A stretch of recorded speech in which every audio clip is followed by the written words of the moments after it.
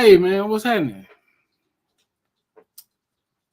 Uh I am I'm late, you know what I'm saying?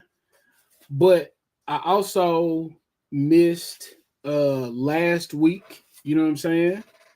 And I feel very guilty because I volunteered myself to do this. And I told Diallo I wanted to do it.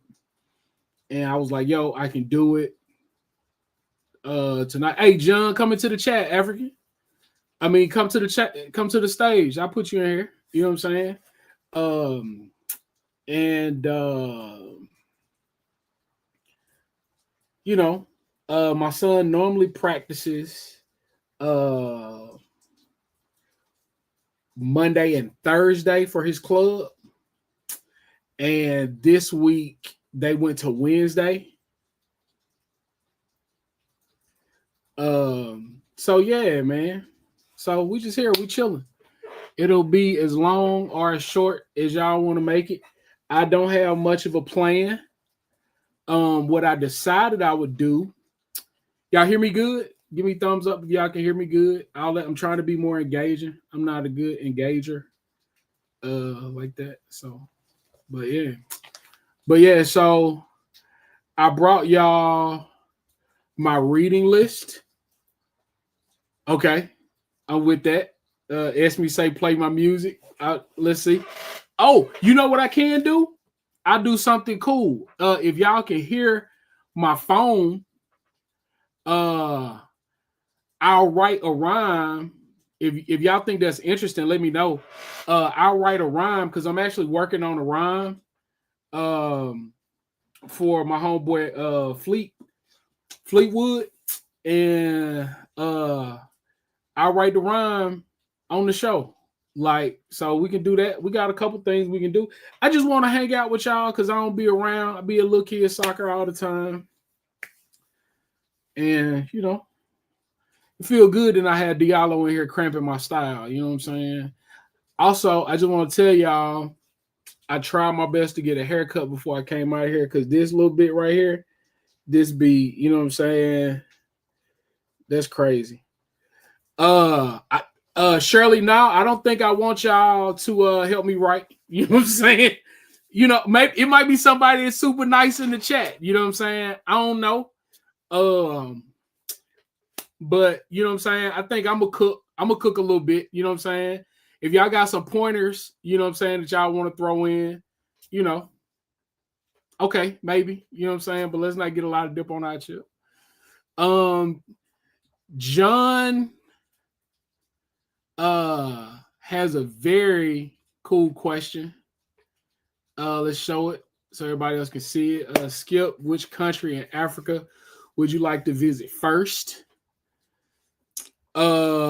So the first country I went to in Africa was Nigeria. I went to Lagos and Abuja.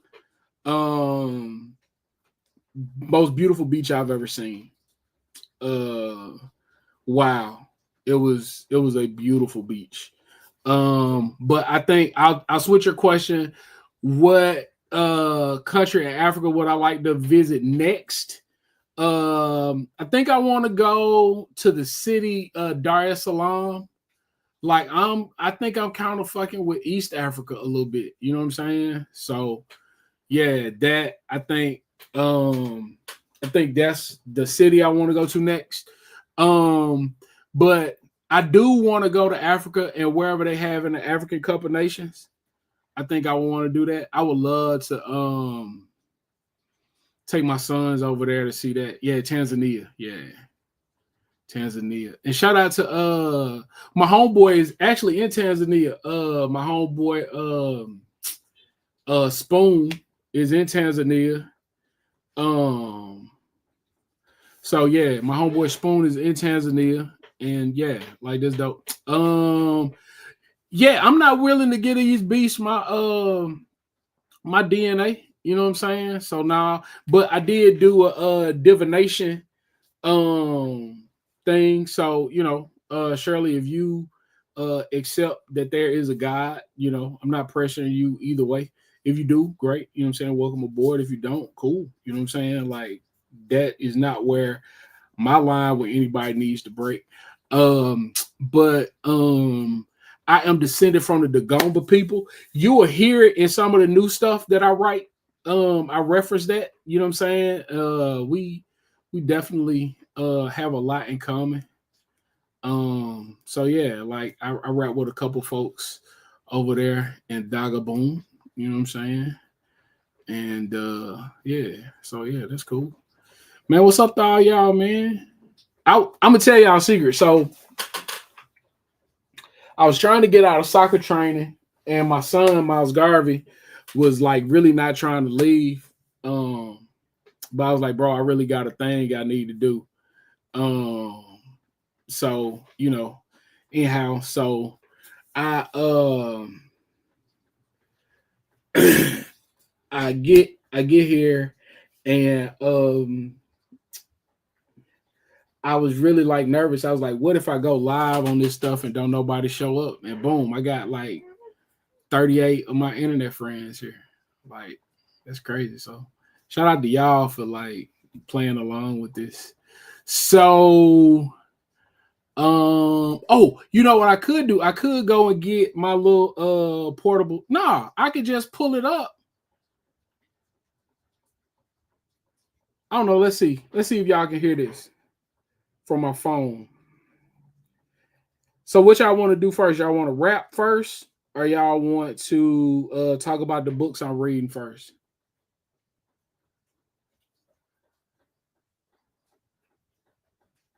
Okay, we get a. Can we? Oh, that's a question. Can we get a freestyle at the end? So now I think you just got here. What I told y'all I'd do is okay, we're gonna start with books. Bet. So yeah, I'll write. I'm actively writing a rhyme like while I'm talking to y'all.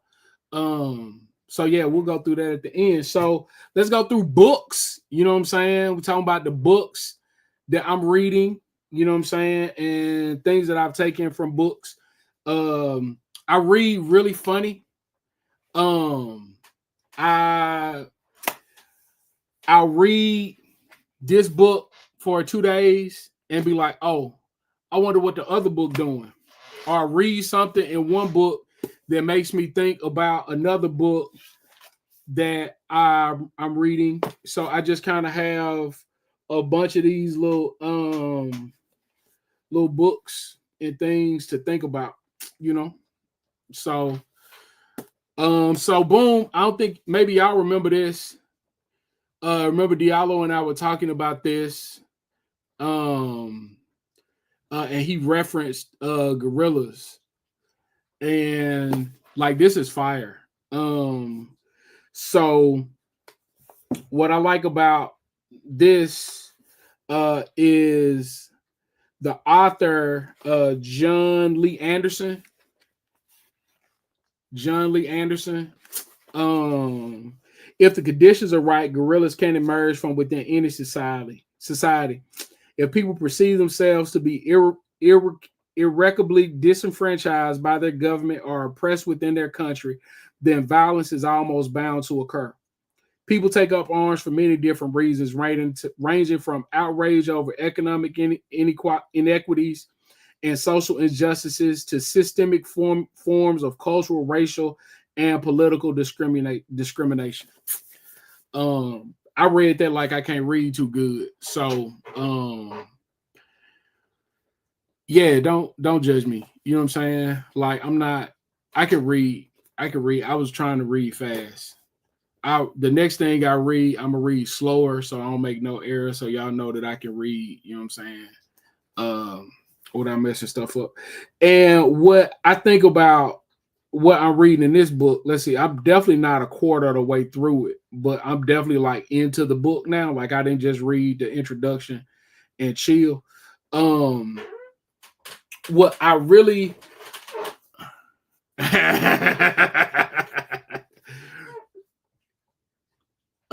he came here once, you know what I'm saying? He came here once. Yeah, you know.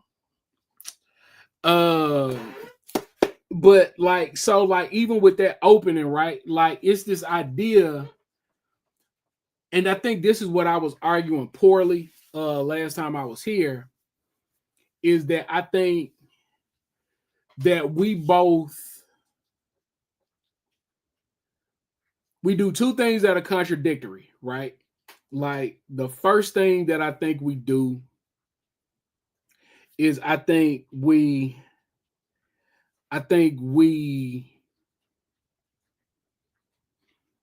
think revolution, like even Diallo says, revolution is academic, right? But the process of revolution requires some work that I don't think we are really ready to do. Right? Like I think we collectively would rather we can vote the revolution in. I think we would rather we could boycott the revolution in. I'm thinking we would love if we could tweet the revolution in. I we we definitely want to march the revolution in, but like I don't think we really recognize that that's just not the way that it worked. And with it not working that way, I think we fantasize the arms part. We fantasize the arms part and then act as if, like we can't do that either. And I think, you know what I'm saying? And this is what I was, again, arguing poorly last time I was here, right? Like, I don't think that we recognize what it takes once we get into the armed struggle to keep that going.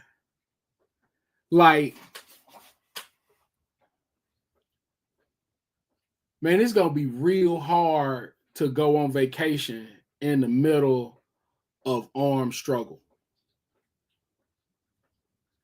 It's going to be real hard to enjoy the beach in the middle of armed struggle. Man, they're going to cut off the lights and the internet and your cell phone and close the grocery store in the middle of armed struggle. And I don't think we give enough credit to the idea that it takes a whole lot to get to armed struggle.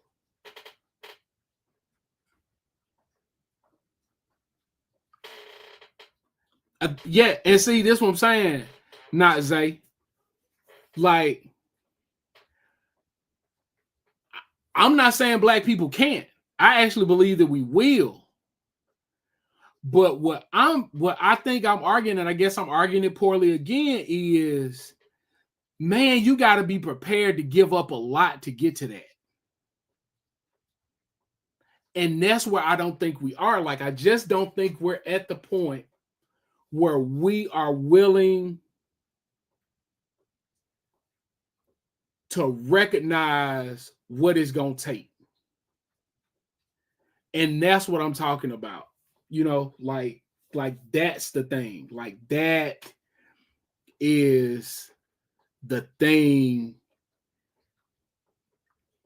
because we do a version of it,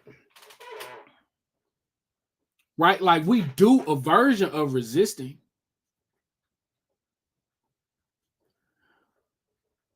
but I don't think that version is enough. And in not thinking that version is enough, if people aren't willing to do the little that's not enough, man, how we gonna get to the part that is?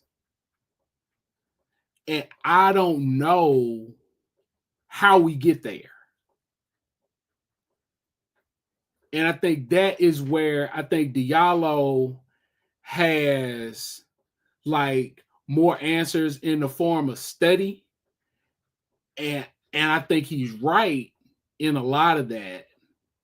I also just think, man, that's a lot of study. And are people really willing to do that level of study? Because this book,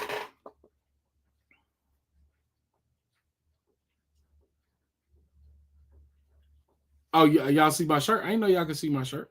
That's crazy.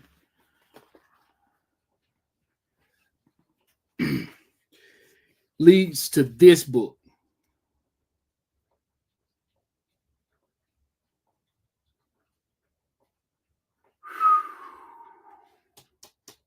Yeah. So I'm gonna tell y'all something. I don't mean no disrespect.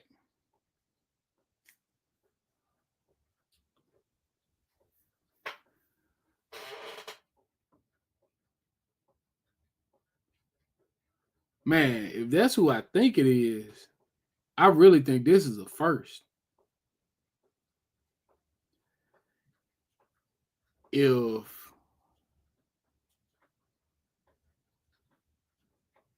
if that if that's who I think it is, that's crazy. Listen, this right here, this right here, this right here. So I'm gonna tell y'all the truth.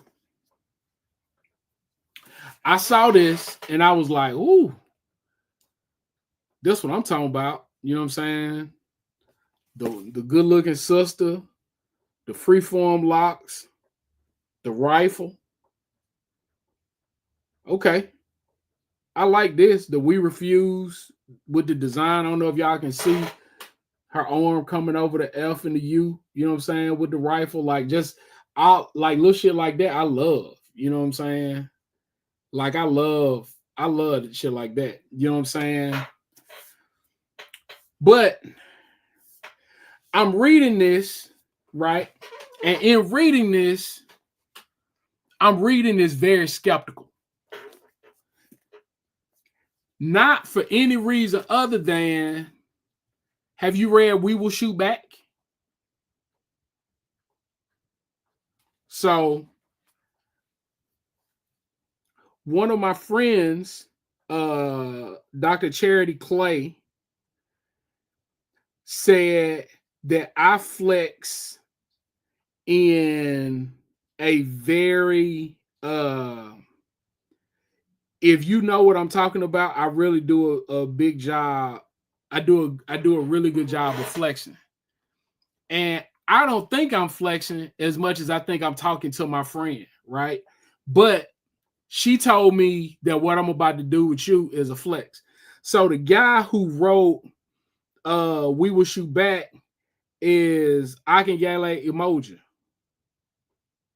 right? So I sent him a text. I say, freedom, brother. I'm reading your old book from a new lady, Kelly Carter Jackson. He gives me the thumbs up. And then he said, then he loves Kelly Carter Jackson. So I respond, good deal. Does she shout you out? He says, I love it. Learn some new stuff. I don't think so. She cited me though. I respond to him, good deal. I'll let you know what I think. Glad you liked it. It's changing the way I saw it. I def bought it on some. They stealing from my guy. Right. So in my mind, I'm thinking, you know, once she got the hardcover, who she published by? Um, she's published by uh Seal Press.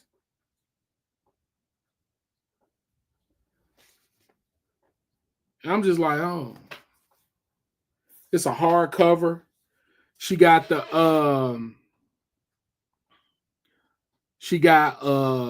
a praise from Jelani Cobb, Robin Kelly, Carrie Greenbridge, Greenwich. I'm not even hip to who that is. Elizabeth Hinton, uh Salsam Tillett, and this person, Salisman, won a Pulitzer. So I just was like,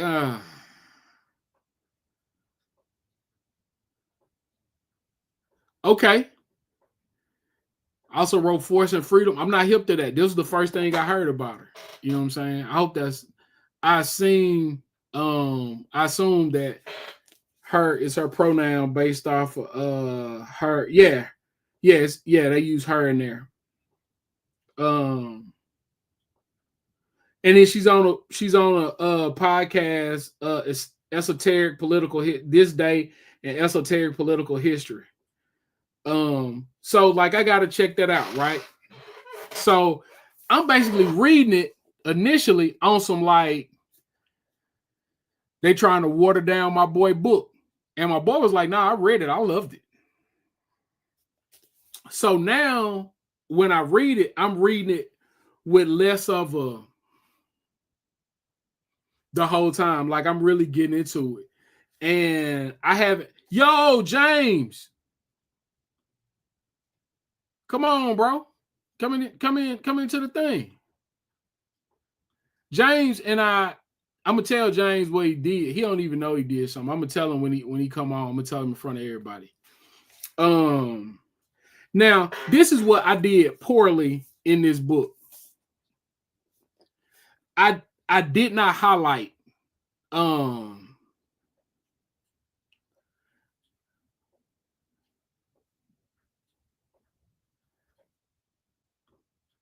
I wasn't here, James. I wasn't here. Come back on, bro. I told everybody else it was my fault, man. My son had soccer training tonight, and it just kind of got away from me. So when I got on, just here. But yeah, if you want to come on, I would love it if you would, man. Because this will actually be our first time formally meeting. Be seeing your face. You know what I'm saying? Thank you. So yeah, man. If you want to hop back on because we just rapping. So I didn't highlight. I think when I go into the second part, damn, James, you owe this boy $7,000. That's crazy. With interest?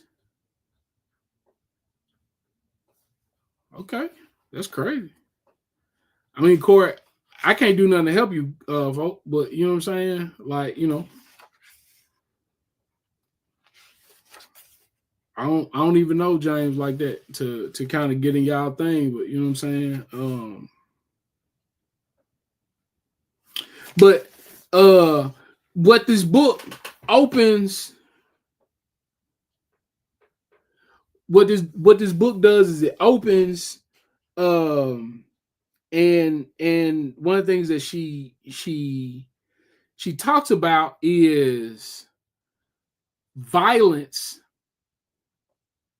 descending violence, so violence of the state, right? And how violence of the state is somehow unquestioned by everybody, but when you start promoting ascending violence, everybody got a lot of questions. And her thing, as I'm reading it, is here it is. It's crazy I got to it this quick because I remember the page a little bit. These are the kinds of hard conversations we refuse seeks to foster.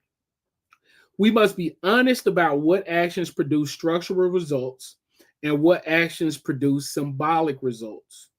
Nonviolence does not adequately capture all of the responses to white supremacy that have been effective at forcing new systems and ways of thinking that empower all people. This book reframes the conversation away from the rightness or wrongness of nonviolence and violence, and instead focuses on what works by placing Black resistance and liberation at the center. I ask, how have the oppressed responded to the oppressor, and how should they respond? How do the powerless procure power? White violence is the perennial stumbling block to racial progress in America. But this is not a book about how white supremacy has impacted the Black community. Rather, it illustrates the Black community's response to racial violence. We Refuse makes a case for how we might understand Black humanity and rage in the pursuit of freedom. Ain't that something? Okay. James, if you cool, I'm cool. But like if you want to come on, I would love for you to come on. And I'll just say honestly, I would like for you to come on. But if you would rather not, then I'm cool. You know what I'm saying? Yeah. So, but yeah, pull up if you want. And if you not, you know what I'm saying? If you cool, don't pull up. We'll figure it out. We ain't gonna be here long. We're gonna be here for a good time. Okay. James, I don't have any of your contact information, champ. Like that's the problem. Okay. So I'm gonna send the link. Anybody that want to get it can get it. So I'm gonna go invite and Command C. Oh, I could just do that. Copy. Right. And then I'm gonna come here and then I'm gonna paste it. Boom. There we go. So if you want to come on, you know what I'm saying? And you want to talk about the book. So what examples of ascending violence and descending violence does she give? One of the greatest ones that she gives is she talks about how the American Revolution wasn't a revolution because it didn't give access to everybody. So she definitely just talks about state violence being a thing. I'm finna add you to the. Let me know if you're ready to be added, James. Because I don't see a picture in there. I don't know why. It ain't done, folks. I don't know why. It should be there. I mean, you see it. Like, you just got a black screen, bro. Hold on, man. Let me see. No, that goes some. Okay, but it ain't. Why it's doing that, though? I don't know, bro. You got the, you on your computer? You got access to the, My face normally be on there. Like, I ain't never had to do nothing else. Oh, that's crazy. See, this is what I be trying to, so like the other time you was here, like I came on and I saw you. Yeah, that's what I'm saying. I ain't never had to do nothing different. So I don't know what I'm supposed to. I mean, I took the cam. Okay, the cam say it's right. It's no camera, but then when I turn the camera on, then let me try to get rid of something. Now somebody else say it look like lighting issues. Like is the room too dark? No, the light on. Okay, listen, bro. I'm just reading what the chat say. Bro. Like, I'm not just saying the light on. Like, I know what I'm saying. Why everybody that come on this show, you know what I'm saying? Like, why do people want to argue with me, bro? I'm not even the arguing type of nigga, man. I'm just like regular. You know what I'm saying? Let me see something. Let me try to let me run that out this way. Let me see if it works. All right, I'm gonna mute you and keep talking while you working on. All right. All right. So, and then she goes into this, right? I'm reading directly from the text. So we might understand Black humanity and rage in the pursuit of freedom.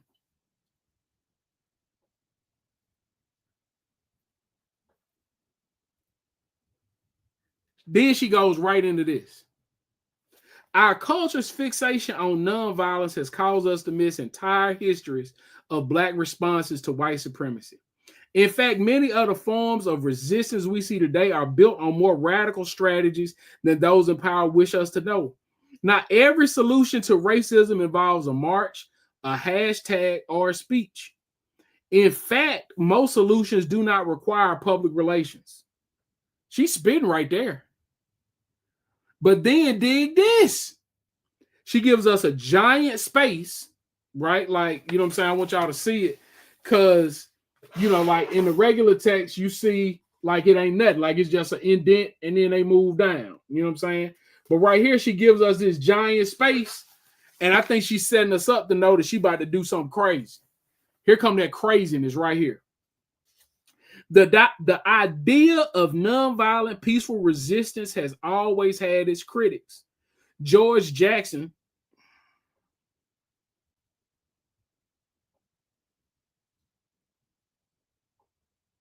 who? I'm gonna tell y'all this. So my baby boy name is August. August's name was supposed to be August Jackson Martin.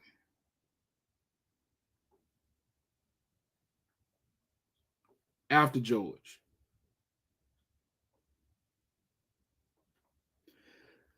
After the city. After my granddaddy.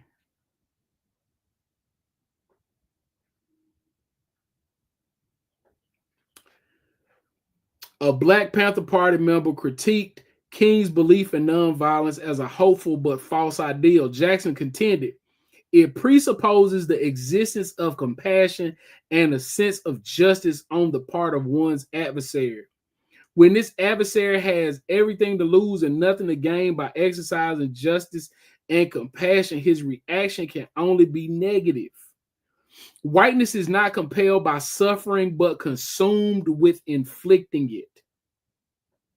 White supremacy at its core, in its symptoms and indirect manifestations, is violence.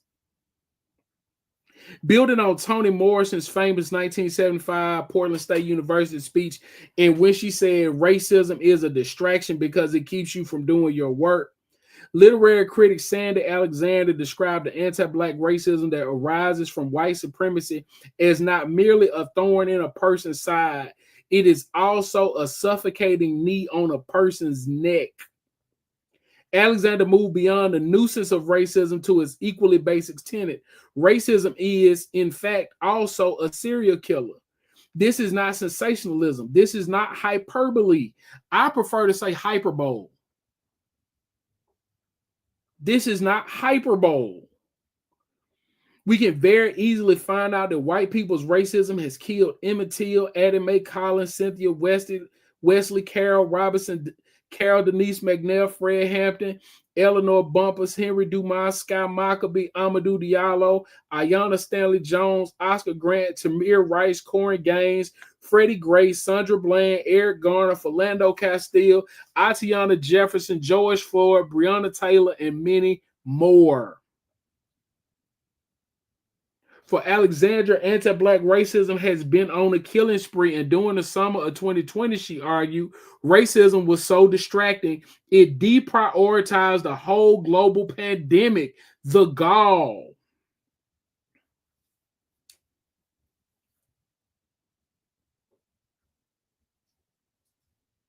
Like, boy.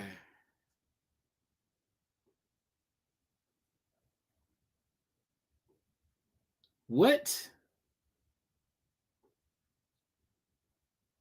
The gall. I'm gonna start saying that at work. The gall. Then dig this. This is another part I like. And I talk about this a lot in a different context, from the photographs of public lynchings to the selfies taken at the U.S. Capitol on January 6, 2021. Racism has been so flagrantly murderous that it has absolutely no qualms about being caught on camera. In fact, it will pose for it. In the altar chorus of a Negro spiritual, Alexander asks, where were you when racism serial killed Black people? Sometimes it causes me to tremble, tremble, tremble. White supremacy wreaks havoc on the lives of Black people and strips the souls of white people. One might convincingly argue, and this is what I was arguing poorly last time I was on here.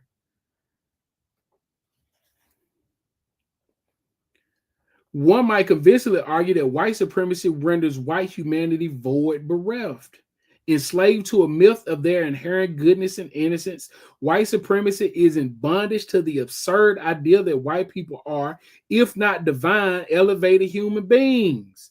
White people are not inherently violent, but in America and beyond, they cannot be separated from violence. The work of separating white people from the violent supremacist self of whiteness must encompass severance economically, politically, and socially. Freedom work is not reforming a system that exists, but like, listen to this. Listen to this now. She's spitting here. Separate from violence. Freedom work is not reforming a system that exists, but demolishing it and its toxic materials and developing a completely different world. Liberation is forceful and often violent, but that does not make freedom illegitimate. It simply makes it hard. I don't know if y'all. Oh, Burrito Brunson. I'm currently reading from We Refuse. Kelly Carter Jackson. Kelly Carter Jackson. We Refuse. She's spitting. She's spitting. Now, what I want to think about in this is, man, oh man, oh man. I did not have that language the last time that I was talking about this, but that's what I'm talking about when I say I'm not willing to lose my humanity. And sometimes I think me and my brother talk about this all the time. Shout out Mac, right? Me and my brother talk about this all the time. My brother say, John Howard Clark said, a people's greatest strength is also their greatest weakness. And the greatest strength of African people is our humanity.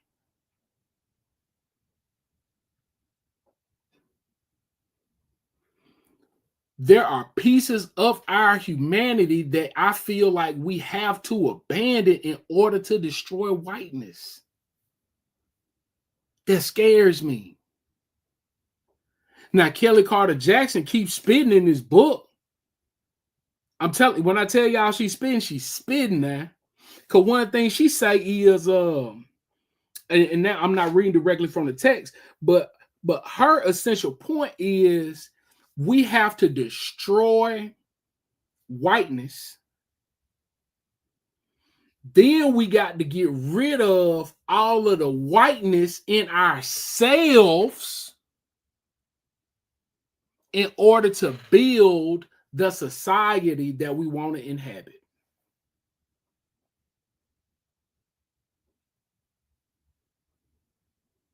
That ain't scary to you?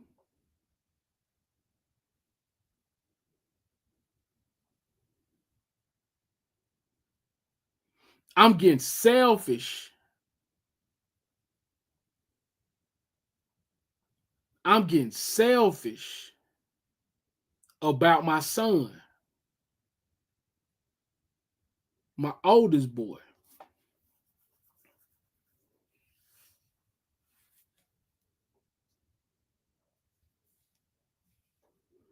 I could have put him in the same school as everybody else, but I went through a whole bunch of little bull, and in the bull that I went through, I ended up putting my son in a private school, a white, Episcopal, expensive, private school. I didn't stand in solidarity with my people. I got scared for my baby and put him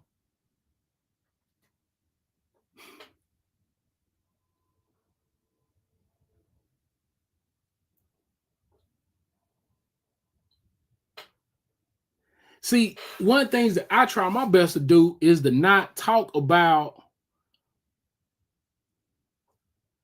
what other folks doing. I try to talk about what I'm doing, what I got going on. So you feel like you put your baby in harm's way? Skipp? Most days. To risk for what? The education?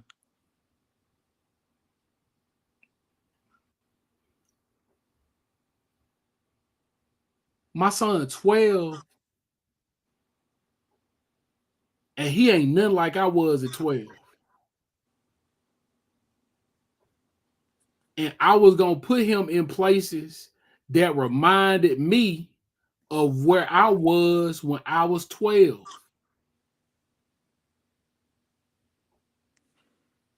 All right, so let me tell y'all what happened. This not an excuse, this a reason. My little brother called me up and say, "Hey, bro, come over here, shoot this video for me." I say, "Cool." He tell me, it's kind of going down over here, but I ain't thinking it's going down like that. You know what I'm saying? Mm-hmm. While we over there, kids everywhere.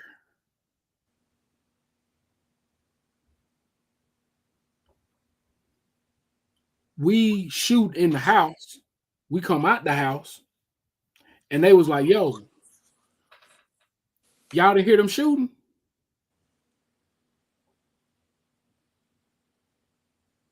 Like, nah.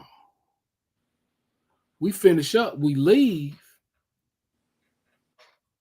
I make a turn, and I see them people laid out. The white van out there. Now, I don't know where y'all from, but here, when somebody dead, the white van come up. Okay. 2 folks dead at the store.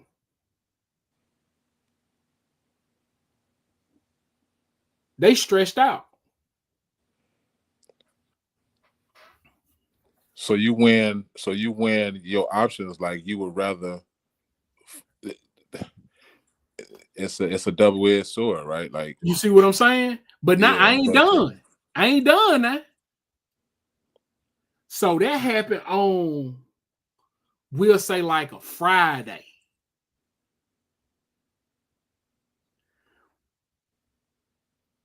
It might not have even been a Friday.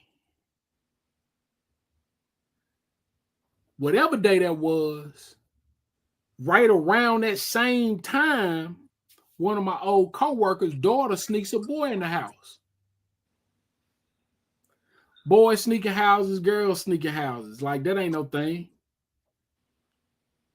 Her daddy come home, him and the boy get into it. The boy run in the bathroom, use his cell phone to call some other boys that's in the same school as him with guns. They surround the house like, let our partner out.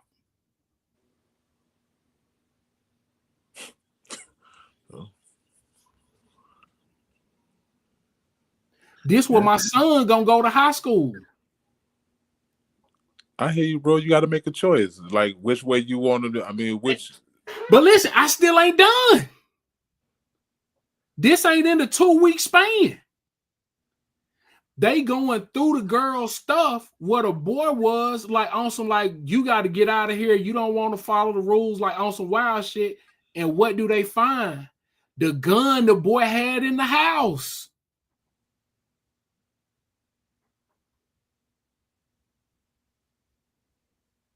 All these folks in the 10th grade. Yeah, man. This some diabolical shit we got to deal with, man. You see what I'm saying? And because I have a certain amount of money, You're gonna kill the brain or kill the body. and I'm thinking, I'm thinking I'm strong enough that I can whoop that. Yeah. I don't know if I can whoop the violence. I hear you. Because what you got to turn into to not be a victim of it. This is the same situation that I'm talking about with this. And I hope you don't think I'm yelling at you, Jane. I'm just passionate right now, right? No, bro, holla, man. Okay. That's how we do. Yeah, I'm talking about my baby. You know what I'm saying? So now, if I send my baby to this school and somebody gets sideways with him, hey, boy, that's what you got to do. First thing, once you get in school, whatever he go to first period at, if he not at first period with you, knock on the door, walk in there while he's sitting in his chair and fight him. I'm going to come get you. You ain't got nothing to worry about. but you're not gonna get bullied for 3 years at school. We not gonna do that. Yeah. Now that I done turned that on in him, how I turn it off. I think, man, I think we need a certain amount of whatever that is. You know what I'm saying? I think we need a certain amount of that, man. I mean, there's just a society we live in, but we just have to know where to channel it, you know what I'm saying, and when to use it.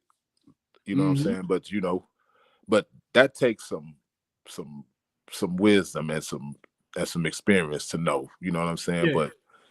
But I don't think, because like with my son ain't never had a fight, but he plays sports, so that aggression is there. And he was telling me about this one kid. He was sticking up for another kid. But I'm like, man, don't be, look, no. You know what I'm saying? We ain't here, like, fight your own battles, bro. And then for one, like, you don't know what's going on with that kid, man. Like, you are 800 miles from home, like, bro, like, nah, we ain't, because if I got to travel 800 miles, you know what I'm saying? Yeah. I'm staying. Yeah. You know what I'm saying? So, like, we ain't doing that, man. So, I just like, man, look, just, so, but yeah, I be thinking about that too, like, but it's just, he not built like that, man. Yeah. Not that he won't fight, but I just, like, you just, bro, let me tell you what Miles Garvey said to me the other day. Miles Garvey said, "Hey, Abu, you think I could fight? You think I will fight just a random kid my age?" And I said, "Well, did he do something to you or not?" He was like, "Why would anybody do anything to me? Like, I'm a chill guy."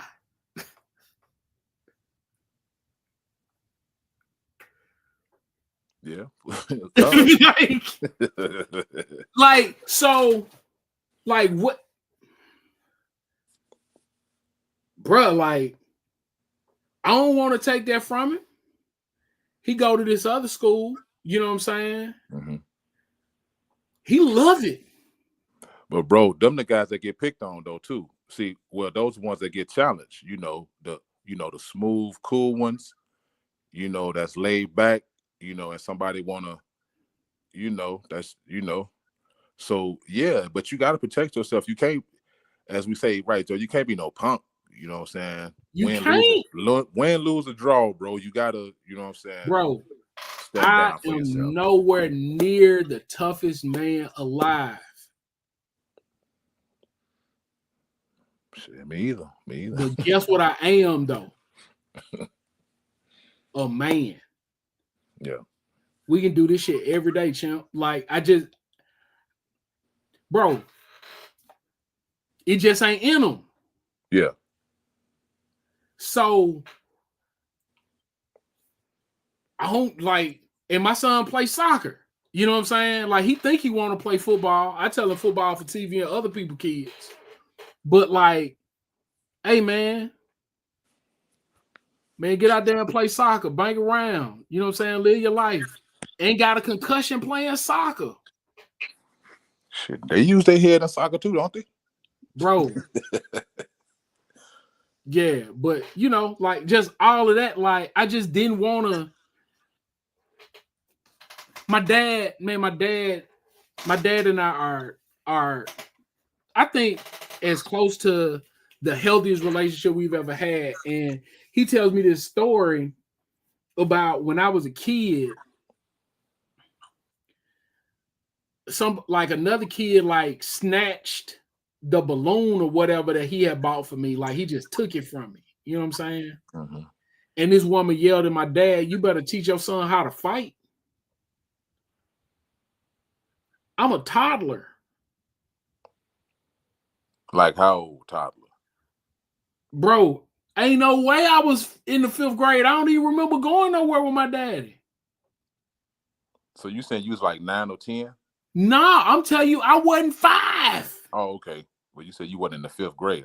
No, I said I wasn't 5. Oh, okay. Like this woman tells my dad, you better teach your son how to fight. Years later, I asked my dad, like, if he had ever been in a fight. My dad was like, no. In your whole life? Right.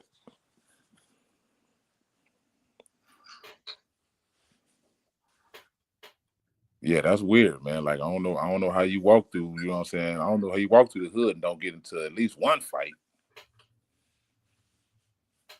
And maybe my dad ran from all his fights. Maybe he just was cool and didn't nobody bother him. Maybe it was like whatever it was, like that wasn't his experience. That was not my experience. Yeah. Shit, I done had plenty fights, goddamn it, in the house and outside the house. Shit. How you couldn't? Yeah, but like that's all I'm saying, and I feel guilt about it. I feel guilt about putting my son, under their thumb. Yeah, I understand, but you saying the alternative is I mean, and I don't know what to do about that. Like, bro, how I know that you don't get into a dust up in school and that shit don't leave school. Like, and people can do all of the, man, white people shoot up their schools and blah, blah. I ain't saying they don't. I'm just saying that's foreign to me. Hey, but now you got to think about kids being rolled up in mats and being found up in mountains.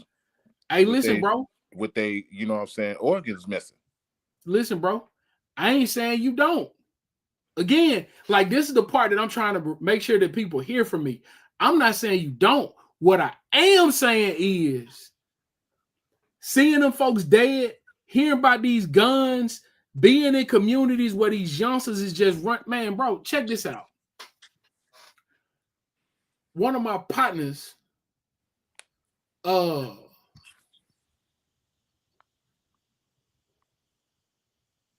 she run a program where they do like some interrupting violence work.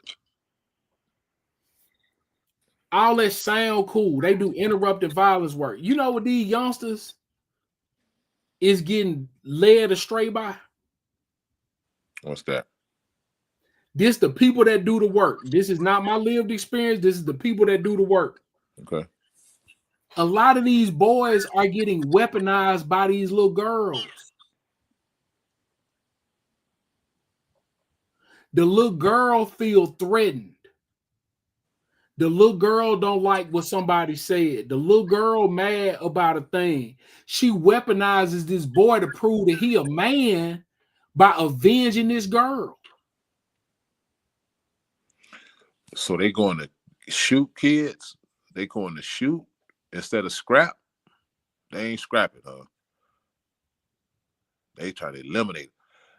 I mean that scenario is not new, but right, just off the bug, man. But the weapons though. Yeah. Like my son, my 9-year-old asked me if my gun had a switch.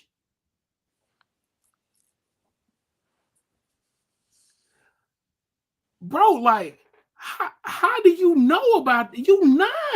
You in a Montessori school. Bro, look, them kids faster than everybody else. They the one got all, you know what I mean? You know what I'm saying? How you ask me about a switch?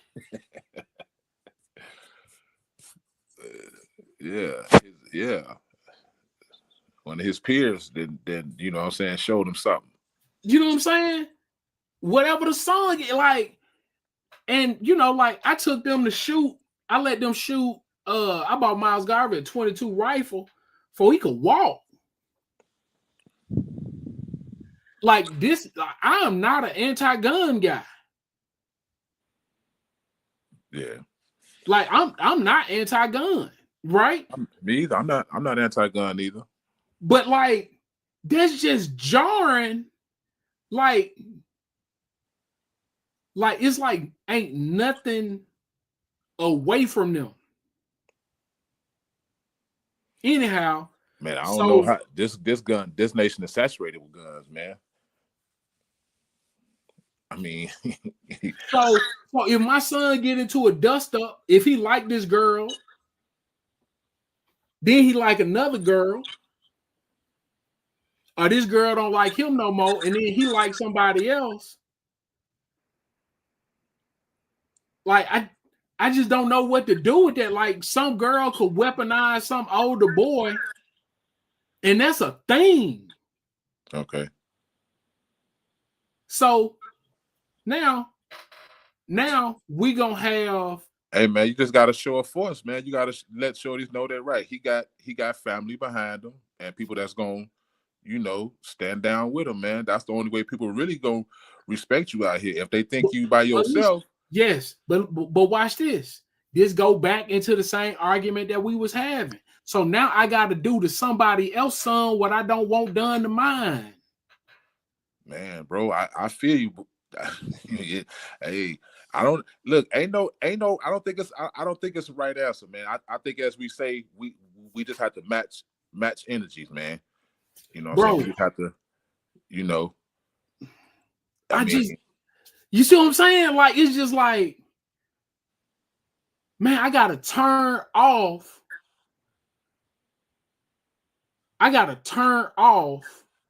My humanity to make it back to the house.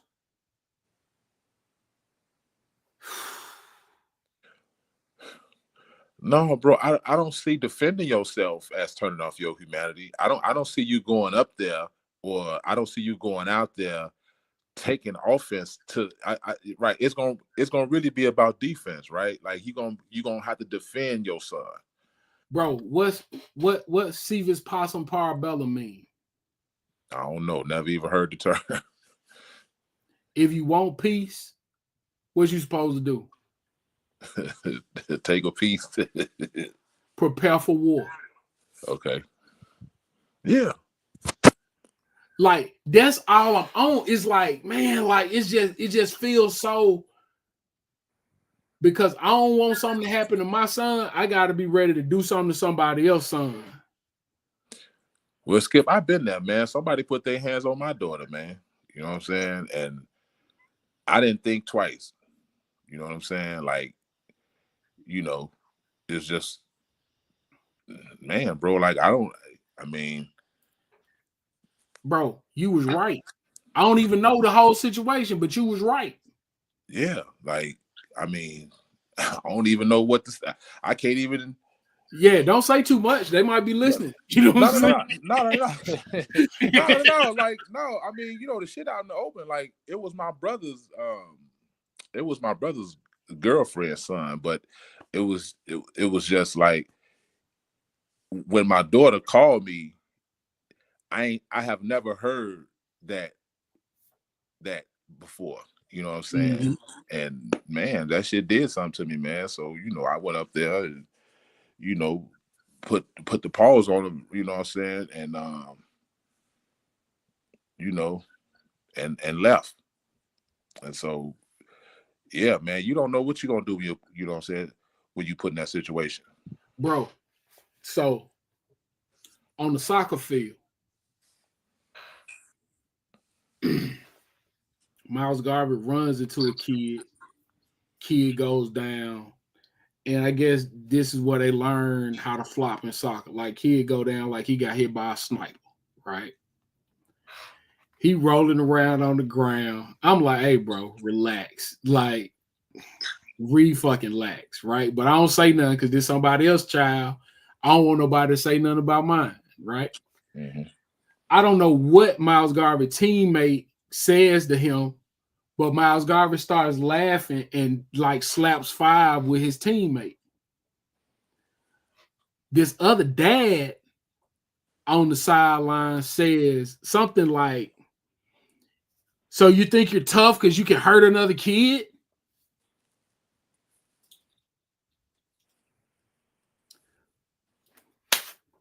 I'm over there on this man. Now, because I had to walk, we'll say that it took me 7 steps.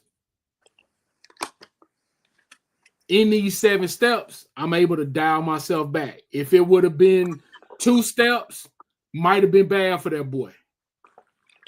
Right? But it's 7 steps. He done already took a very defensive position. Okay. I get right up on him, and I hear sugar,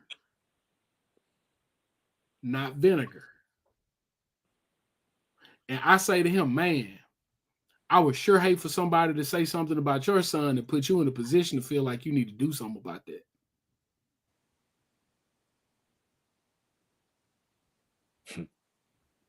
This man says, oh, yeah, it was a misunderstanding. I was like, man, yeah, I really hope so for the other guy.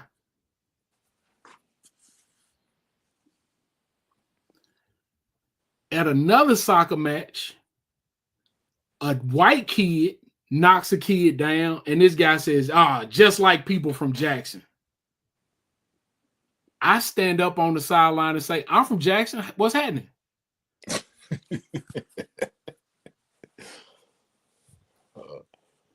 I don't have no issue defending my child. And that's me talking to a man. The rules differ for men. Yeah. Because she can go left she can go down at the drop of a dime. Hey, I think your name is Jigen. I'm gonna tell you like this. It's something that I learned I think I was in 11th grade, might have been 12th grade.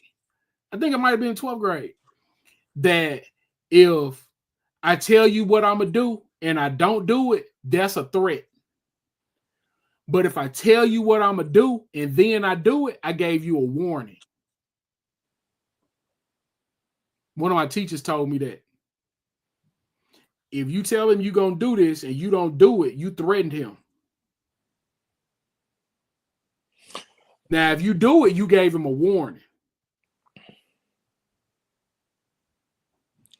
I've had very few like racial run-ins with like out with my son, like at baseball games, and that's where these races at these baseball games. I've never had nobody say nothing out of pocket or say something to my son or to me out of pocket over the past few years. Just, I don't know if because of because we up north, but I've been down. I've been to Florida.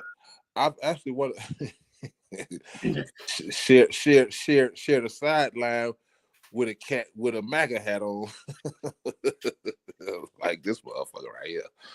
Listen, but he looked like a turd too. But this motherfucker looked at a mess. He had a toupee and shit on. But I'm just saying. But like, boy, your head be dirty, motherfucker playing with me, boy. Like, I beat you up and take your hat, man. Don't play with me. But yeah, I've been in places, man. It's just like, I don't know, man. I ain't going for none of that, man. Like, cause like, bro, last time, dude is talking about me. I don't even hear him. My old lady hear him. So my old lady is talking to this man. She's still sitting by me, but she's just talking to this man in the distance. So now I stop watching the game and tap in, and I figure out who she's talking to. I get close to this guy and I say, hey, man, I got to go home with her. What's going on? This man copped so many pleas, boy. Yeah. They talk crazy when they think ain't no, they don't got no man around. Hey, man, I'm closing that gap because I'm willing to take whatever comes with defending my family, protecting my family.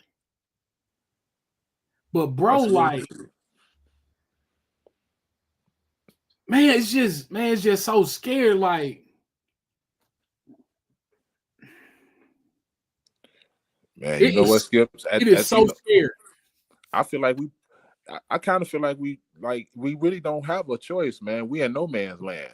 I mean, you know what I'm saying? When you think about it, when you break it all the way down, I mean, shit, we like living on borrowed time, shit.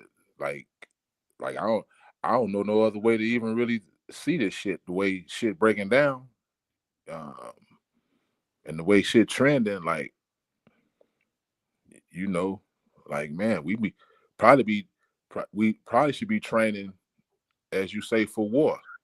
Yep. I mean, I think right, man. I mean, Joe, they want to see a dog fight. Joe, they trying to eliminate us. So I don't know no other. I don't know no other mindset to think.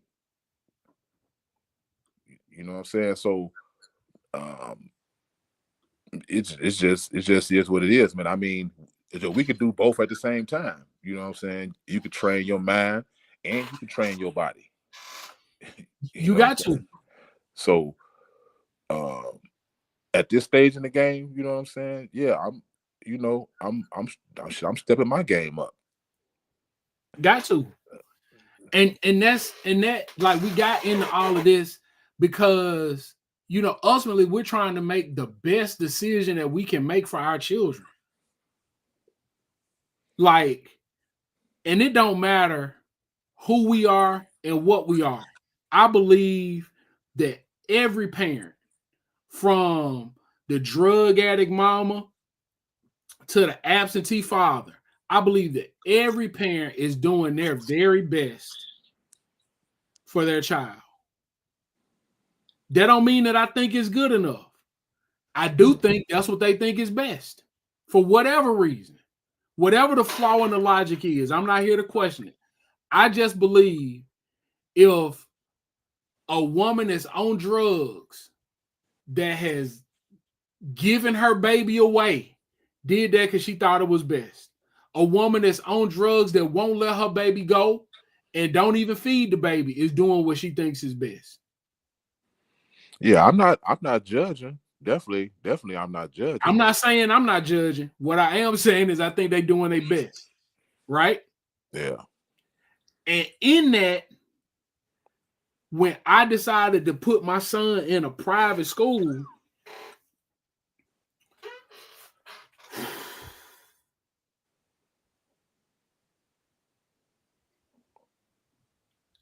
that is a contradiction that's hard for me to reconcile. I feel you on that, bro. But like I'm still saying we already behind the enemy line, bro. So what you I mean, pick your poison. Yeah. I'm you know, like what you gonna do? You know what I'm saying? As you say, you don't want to see them sprawled out in the street.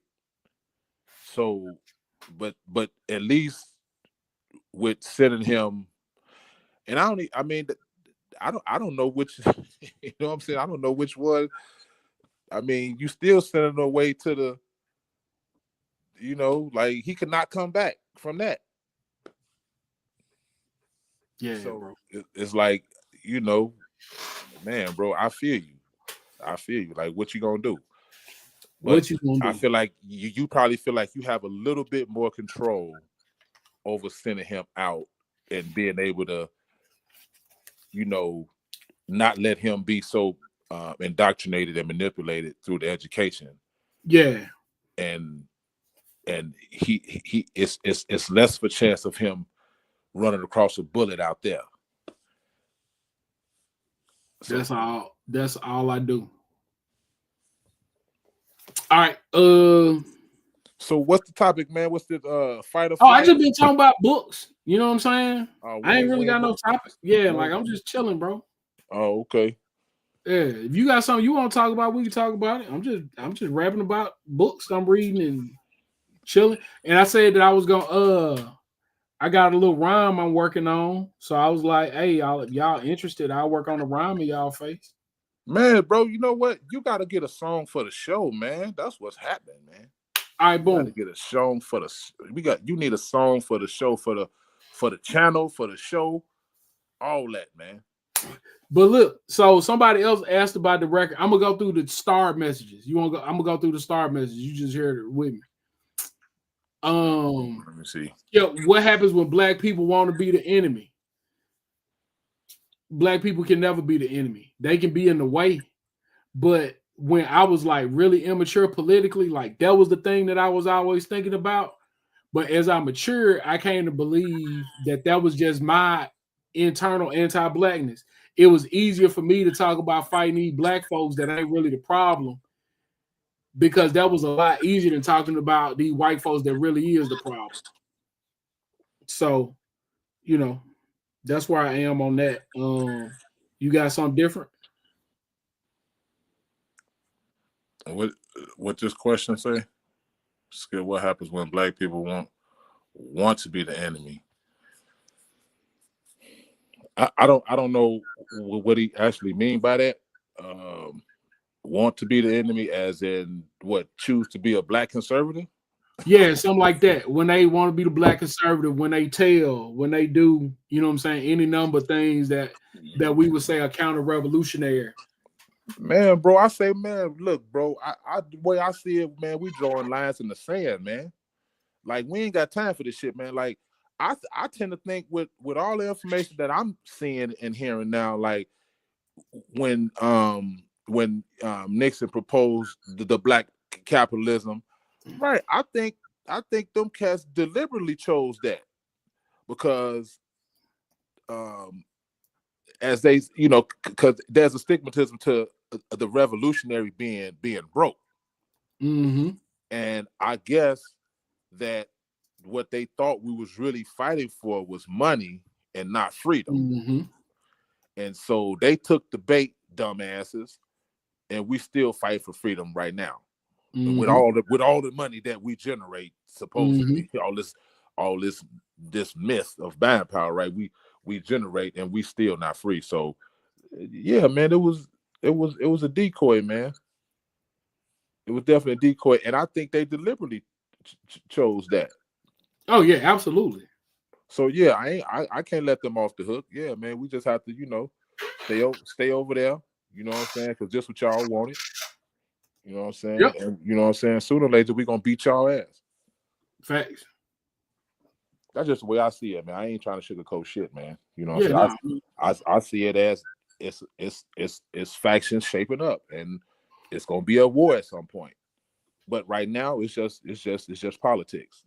Yep. But politics is war without bloodshed. Exactly.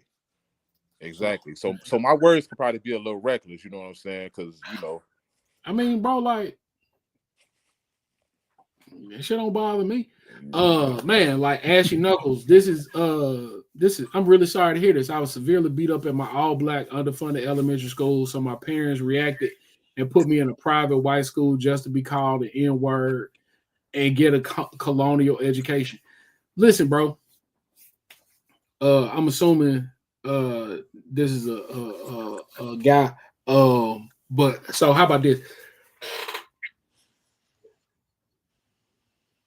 Comrade, I can only imagine because I too was beat up at my all black underfunded middle school. You know yeah, I don't know what he mean by that. Like, what was the okay, but go ahead, bro. Yeah, like I wasn't severely beat up, but I was regularly beat up at my all black underfunded middle school.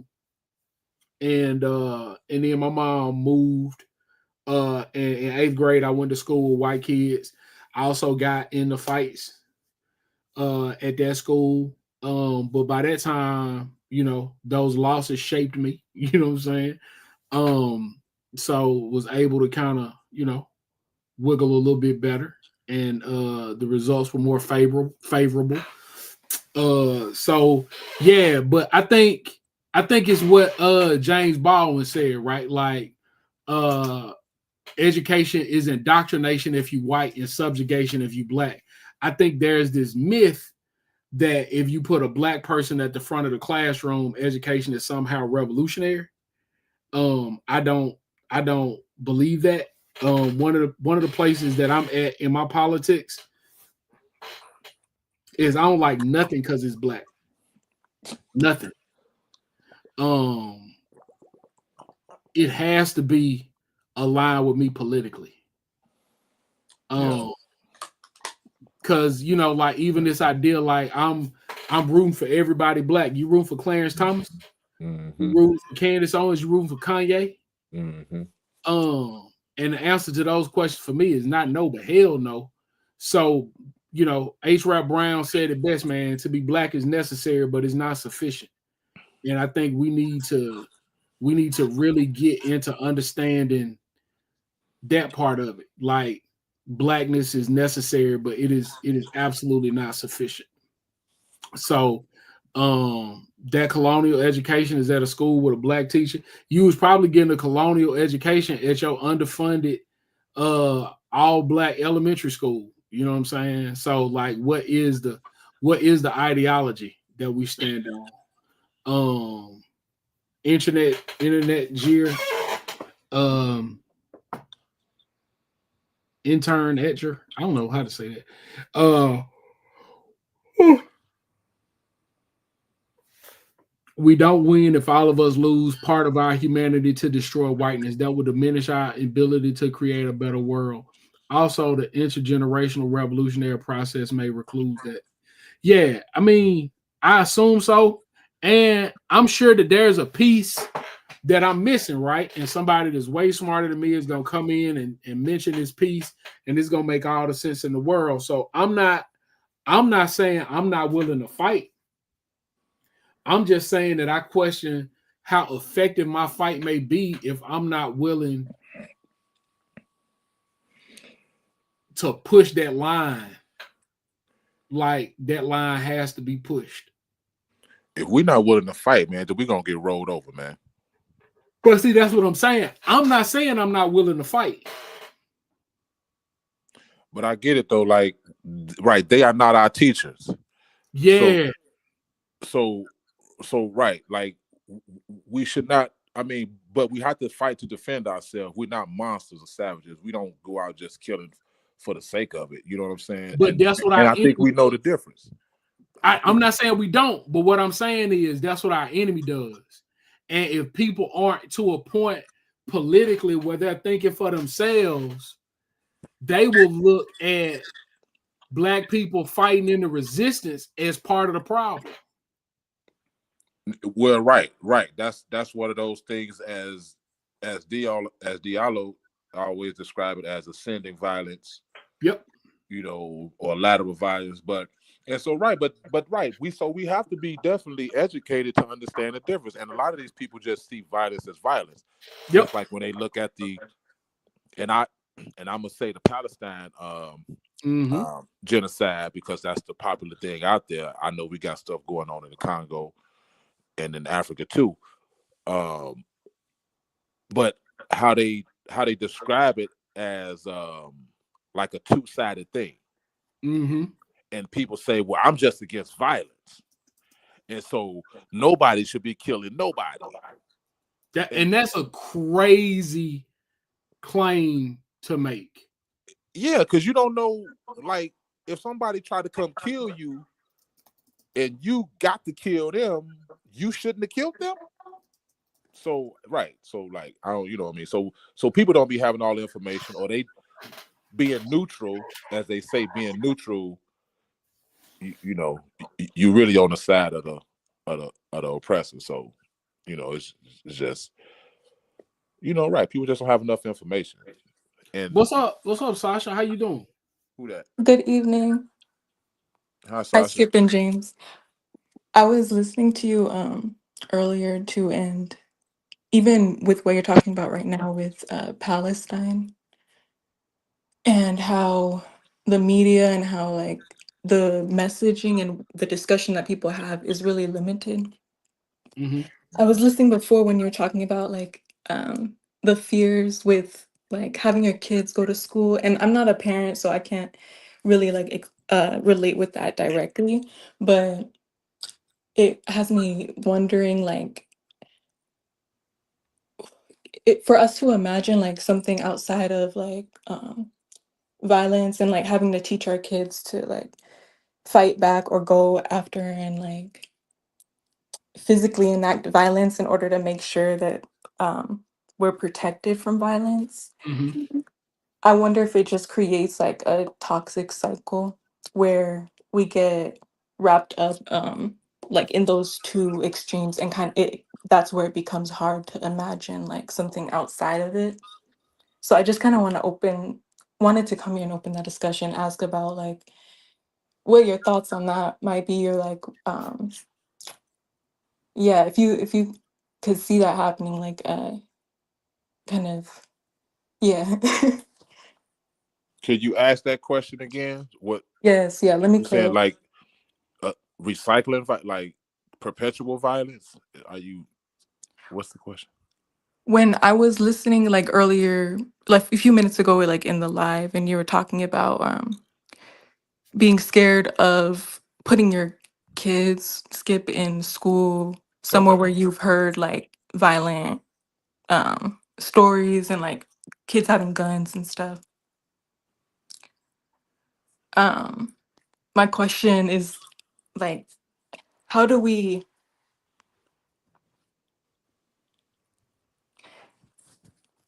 excuse me, sorry. I kind of just wanted to open the discussion and like think about how like one kid being taught that, oh, if someone is teasing you and like they're threatening you, and like you have the threat of being bullied for the next few months hanging over you if you don't do something like physical and like very forceful against them, then doesn't teaching that to our kids just bring them away from emotionally like working it out and kind of sitting there with the emotions that might be like able to be expressed in some more creative way that is not going to create like a cycle of violence. Bullies don't normally, you know, respond to rationality. That's why they bullies. They just bully Mhm. people.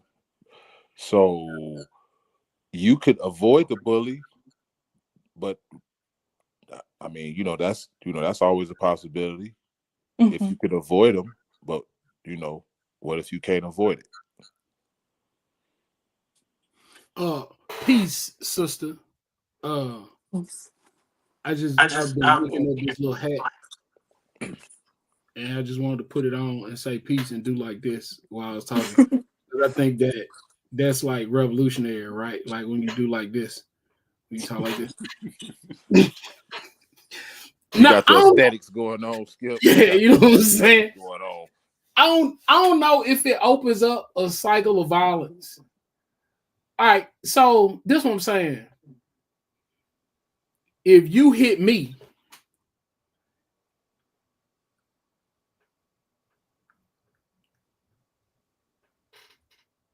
I don't I don't have if you unprovoked hit me, or even if you are provoked to hit me after I have not hit you, whatever the provoke is to hit me, I don't know what'll stop you from doing that. Because people do more to avoid pain than they do to seek pleasure. Like that is a part of the human condition, right? Well, I believe that to be a part of the human condition. So if you derive pleasure from hitting me, I don't think there is a thing or an ability to avoid if you want the pleasure of hitting me. You picking up what I'm putting down, Sasha? I hear you, but I'm wondering, do you assume that like kids who are out there like with guns are seeking pleasure through? Because I feel like there's a generalization. Um, Well, the only thing that we can talk about is generalities because you didn't offer a specific situation. I understand. I know. I'm trying to Well, clarify that's what my I would point. say Uh-huh. about the kids running around in the street with guns. Yes. They're seeking something. They looking for something. A easy, a easy lick, easy prey. Either they, you know, it's also revenge. they gonna take something from somebody. Mm-hmm. Or else why would you have a gun? And what I would say is to that, like, why else would you have a gun? But also, I don't know why you have the gun, but I do recognize your having a gun and me not having a gun puts all of the onus on doing the right thing on you. Right, like you don't want to be the one with less power in the situation if it comes to it. That's all I'm saying. So if I don't know if my response in fighting you is rooted in anything other than my selfish desire to not have your will imposed on me. Like one of the things that I think about regularly is something that I said that I thought was hilarious. It made me laugh talking about it. This radio host was like, "Hey, bro, like, do you hate white people?" And I thought that was a dumb question. And I said, I mean, I was watching the United States play Mexico in a friendly, and I decided I was gonna hate whoever lost the game. That doesn't make Mhm. sense, does it? Right? Right. Well, Asada tells us in Asada that if we are not that the oppressor builds revolutionaries, but for the oppression, but for wanting to live a normal life, people don't rebel and resist. Mm-hmm. So if you're asking me generally if I believe that people that seek to harm other people, they're doing it for whatever the reason is. And I don't know what that reason is. But what I do know is I don't want to be the way that they achieve whatever it is they're looking for, because that will make my life miserable. Man, I look at it look, sometimes we break it all the way down to violence, but man, genocide is not only about violence, right? It's about you not becoming. Mm. How many of us is already dead? Mm. Not being who we should be from birth. Mm-hmm. Not starting out, we just have not become who we fully should be in this environment because it's not meant for us to be. Right. Some of us, we already dead. That's why we look at each other as because we look at it like this motherfucker just don't get it.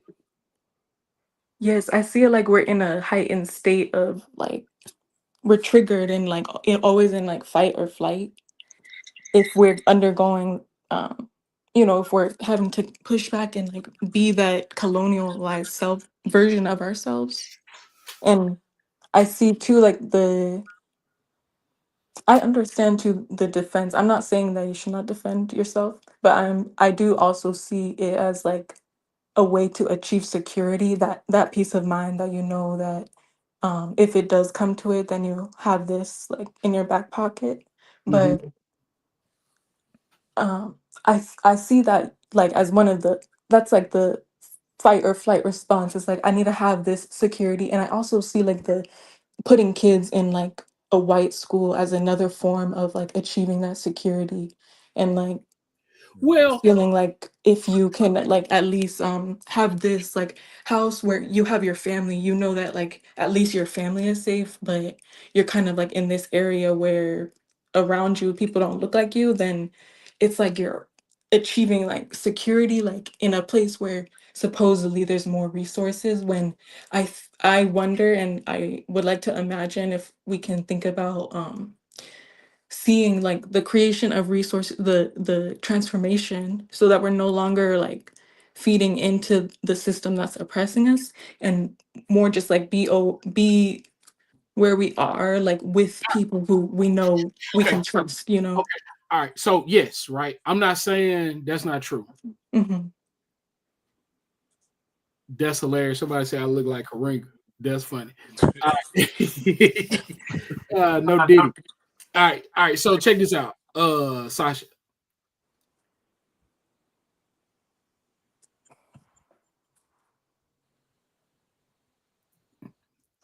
I like driving a Suburban. I drive a Suburban now. Before I drove a Suburban, I had a Honda Cross Tour because I wanted a station wagon, like a little sport wagon. I got this Suburban. I love it. Like it's my favorite thing. Like I love driving it. I got a I modified can imagine a Suburban, but I don't know the other car. yeah, I got a modified exhaust on it, so it fires up loud. Tinted the windows. I got a rack. I got wide wheels that stick out. It's lifted a little bit. Like it's a really good Suburban, right? Mm-hmm. The thing that got me into that Suburban is not that I wanted to show off that I could afford a Suburban. Okay. I bought that Suburban because my uncle died. Mm. And when my uncle died, my mom didn't really leave the house. And I wanted to take my mom to Miles Garvey's soccer tournament, but I didn't have enough room to take my mom, the boys, and all the equipment that we needed to take. So you got out and got the SUV that day? Yeah, it was like a week later. Like literally, it was like a week later, right? Mm-hmm. I see that as like buying Jordans. Like I don't see that as a see that as a like what? But this is the point that I'm making, right? A person on the outside could look at that and be like, "Oh, look at him spending all that money on a car." We don't know what the person that's doing it motivation is. Where I currently live is not a very black place. It is the whitest place that I've ever lived in the city of Jackson. And where I'm looking at new homes is even whiter than where I am right now because those are the homes the woman like. The woman ain't trying to have all white neighbors, but it's no houses that fit the look that she wants with a bunch of black neighbors. And See, I I see the think bigger pattern of that as like the neglect. Like also onto fight or flight, there's also like the flight aspect. And I'm not saying you wrong, but what I'm saying is I think a lot of times we look at these things and we project a certain amount of whatever our insides are saying. that's that appetite, Skip. That's that appetite Amos Wilson talk about. We want that appetite. We got that appetite for the so-called finer things or the things that they sell us. Mm-hmm. You know what I'm saying? Because it's we just feel like it's an upgrade. Like it's see, that's what I'm saying.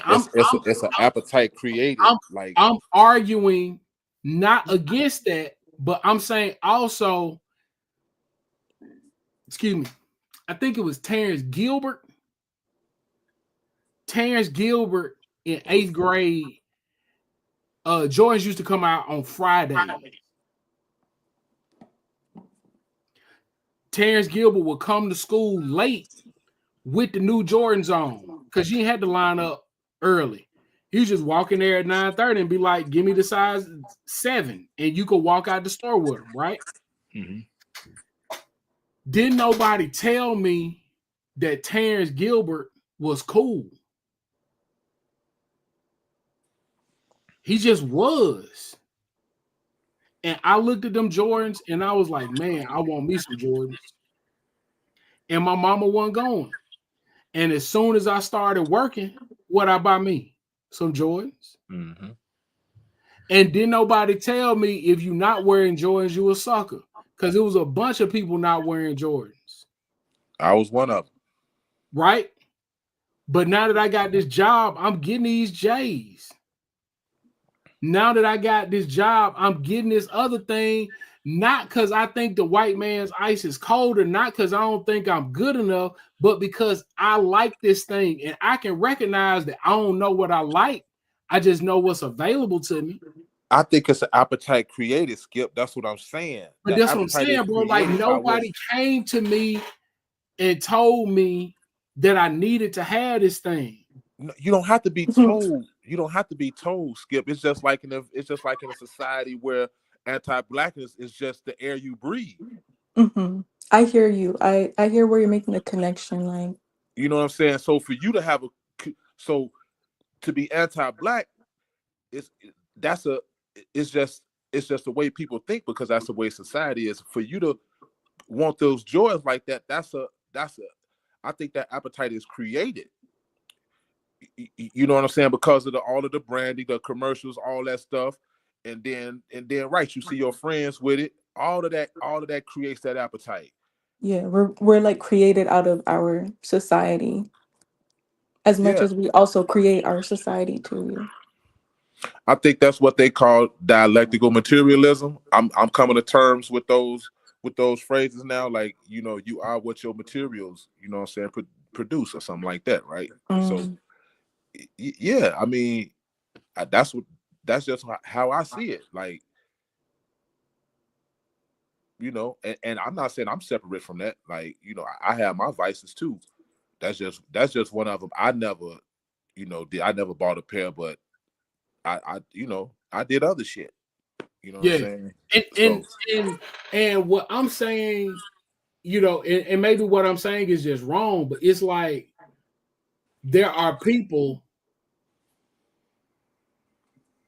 that I know that got all the revolutionary whatever's down.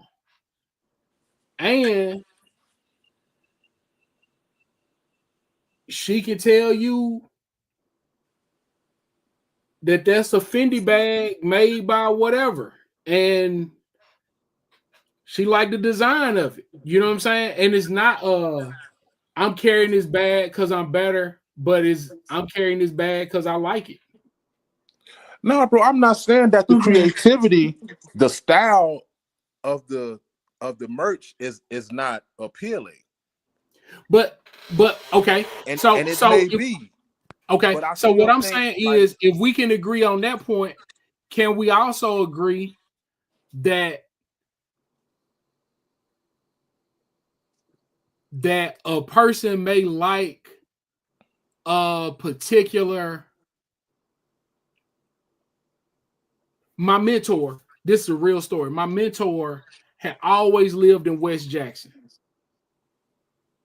He only looked at houses in West Jackson, and all throughout West Jackson, he could not find a house that fit what he wanted in West Jackson. because I think we had an illusion of choice. We got that. I'm not saying we don't. All I'm saying is with that like, illusion, okay, let's break it down even simpler. I like black cars. So if I show up to get a Hellcat, I want it black.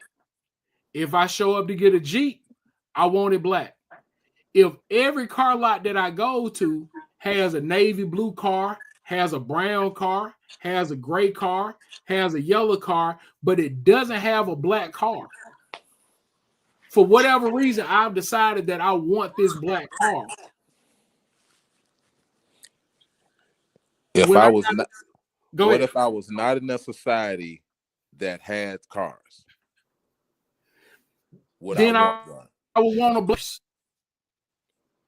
If you was never exposed to cars, would you want one? No, Exactly. but that would be a thing that I wanted.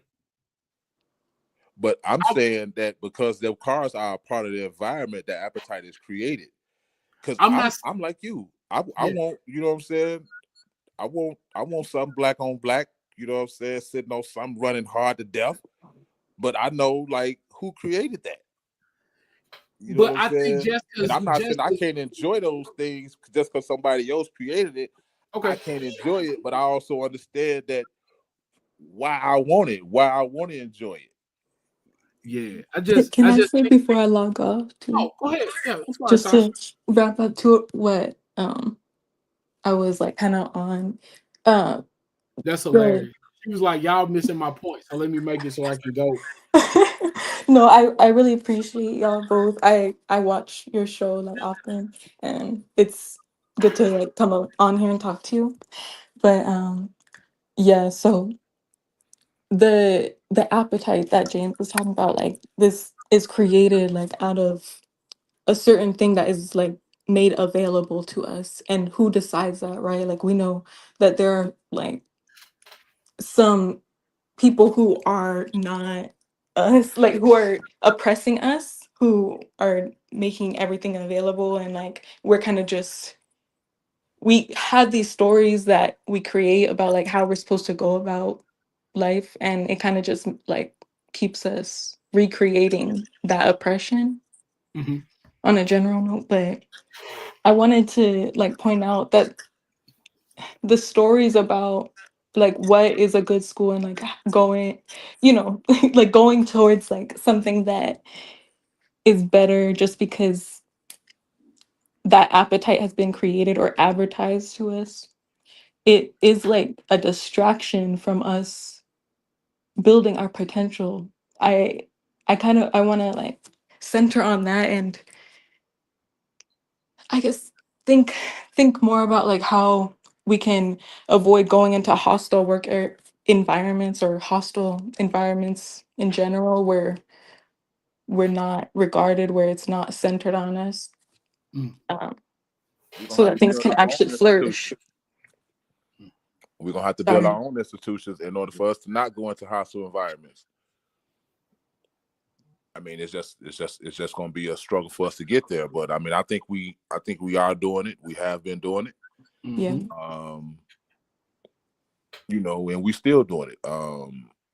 Like this institution, Mhm. that we trying to build now. You know what I'm saying? Among others around us at the current time. You know what I'm saying? I think we all understand the impact we in, and that's why we all trying to put our hands in the dirt now, trying to figure out something. Like I think we Yes. just So um, so yeah, that's just Yeah, work with like the real material stuff and not just have everything be abstract out there. Like work with what we actually know. yeah, what we actually have, like what we Mhm. doing now, like we have What we actually always have, yeah. survived. Yeah, we have always survived, and you know what I'm saying, we're gonna continue to, you know. But I think at this point, I think you know we're gonna have to go on offense.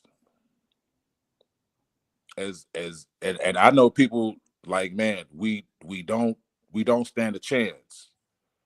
Well, you know what I'm saying. If we gon' if we don't stand a chance, we might as well go down swinging. So, Hmm. and I just think that's where we are at this point. You know what I'm saying? So, you know, Yeah, I hear you. Yeah, thank you. Thank you both. I hope they have a good evening. all right, Right Sasha, on. thanks for Thank calling. y'all for checking in, Sasha. All right, have a good night. Yeah. Okay. We got this one. Skip, are you saying that making your values sync with the realities of parenting and being a black man in the South feels unobtainable, and we need practical solutions for revolutionaries? I don't know if it's unobtainable, right? Like I definitely believe we gonna win, but I sometimes think that like we have really big conversations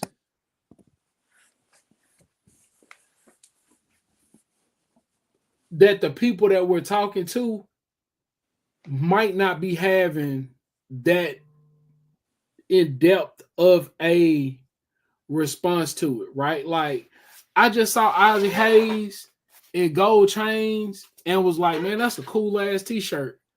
And I wanted it. I didn't think,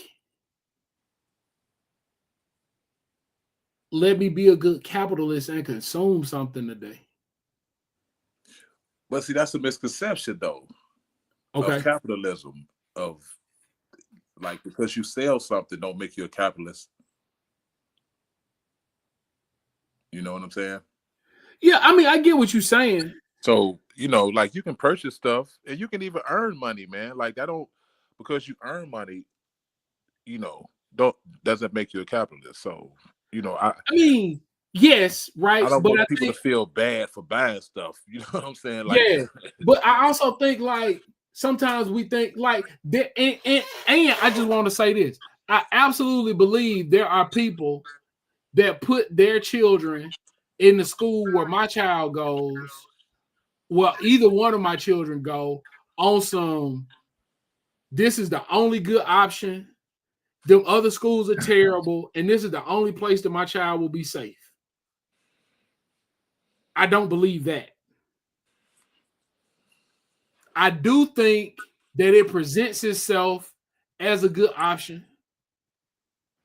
And with it presenting itself as a good option, I weighed my options and I took it reluctantly. And taking it reluctantly don't mean that I didn't take it, but I took it reluctantly. Like I just, I don't know, man. I don't know. I don't I know don't how think to. you should beat yourself up over that though, Skip. I mean, I think a lot of us understand where you're coming from about that, but I also get that right. That's something that you feel strongly about. So you wrestling Here with you go. Here you go. Here you go. Here you go. If you are in an interracial relationship because you met somebody that you just happen to love, happen. I don't think. Okay, go ahead. versus you left your house seeking anyone but a black person. I think y'all end up in the same place, but I don't necessarily think y'all got the same reasons. Well, I take the Renoko Rashidi frame of thought. I don't think you don't blindly fall in love. I don't think you just happen to fall in love, or you know what I'm saying. I think like I think that's a deliberate. I think that's probably one of the most deliberate choices you should make. I'm not saying you don't, based on whatever your preference is now. But this what I say. Well, I don't know, man. Like, because we was having this discussion the other day about revolutionaries that marry white, and like, okay, they work can't be discounted. It's about the work they put in. But then somebody that's outside of the revolution, should it matter then? but this the thing that I'm gonna say. I'm not saying that I'm not gonna judge you. Well, I'm Regardless saying of if you talking black, then you shouldn't be sleeping white. That's listen, the I'm not popular. saying I disagree. In fact, I'm saying I agree with you wholeheartedly. I am also saying though, if you went to college at Iowa and you was one of 3 black folks in your PhD program and the other 2 was married to each other, and you did not actively leave the house every day saying, I'm going to find me a black person, and you ended up in a community with this white woman, I'm still judging you, and I recognize how you ended up in that spot. I am saying Can I'm you looking just say at you. no? You can, but I'm also looking at you very differently than somebody that says, I don't want nothing black but my tires on my Cadillac. Hey man, I'm saying whatever your preference is, it's okay. Stand on that. You know what I'm saying? But listen, when you understand standing the on it, don't politics. stand by me. What? Hey, I'm just saying. Look, I have no issue either way. Stand on. We gonna draw the line. Wherever it is, we gonna draw the line. And listen, that line will be drawn, and it will pain me to draw that line for people I love. But the line is gonna be the line because the standard is the standard. But I would say this too. You got black ass riding couples too now. So I don't know. Hey, listen. I don't know how you gonna reconcile that. You know. And listen, I was married. I was in a relationship with one. I was in a very miserable marriage. You Well, know no, what I'm saying? no, you wasn't riding. She was riding. And well, hold on. Let me Yeah. not say that because I don't know. I'm just taking your Yeah, word I'm just for gonna it. say the relationship did not work for us. Okay, but I'm just saying, like, I'm saying a black couple that let's say who I could think of. Okay, only thing that come to mind is I guess there's this couple that was during slavery that owned slaves that had a plantation full of slaves, right? Mm-hmm. Now,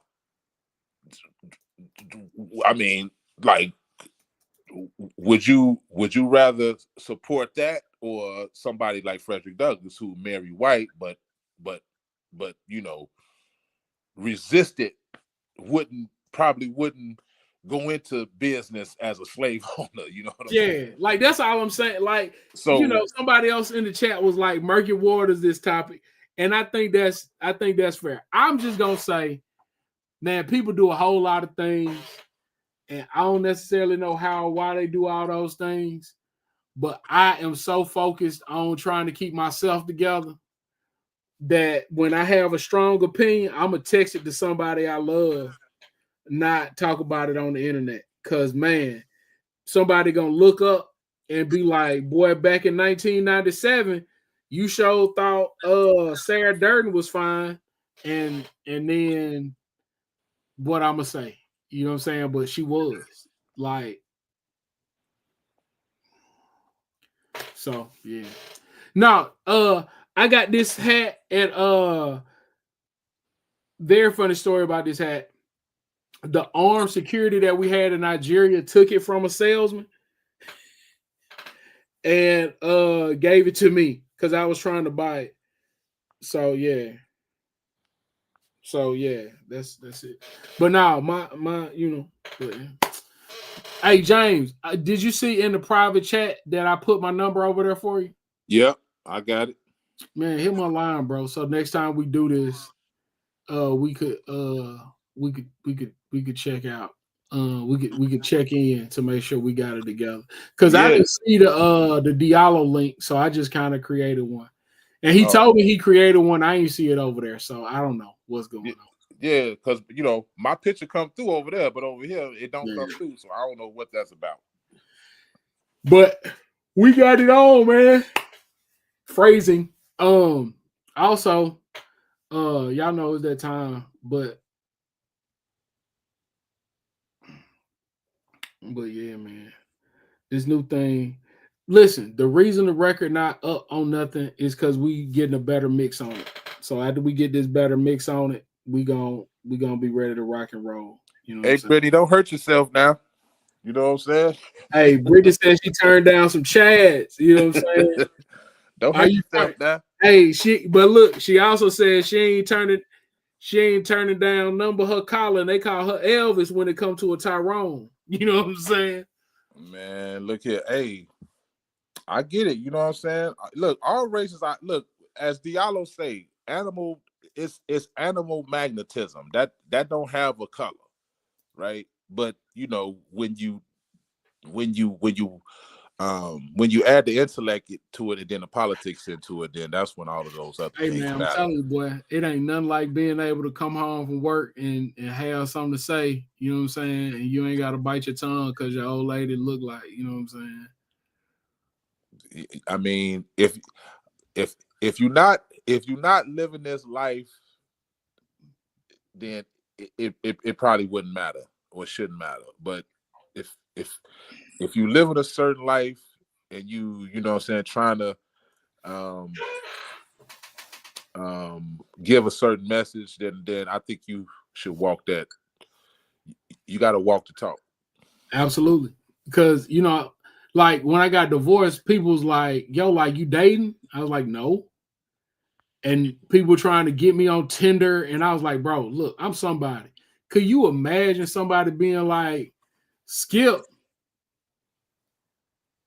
was on Tinder chatting with babes"? Like, man, ain't nobody trying to hit none of that revolution talk. So yeah, that's what it is. Look at Diallo. People are primates. Sex is primal, but marriage is political. I will also say that sex is political too, but you know, I get what you mean. You know, so hey man, so I guess if you want to go out there and smack you something, you want to go out there and smack you something, just don't get married.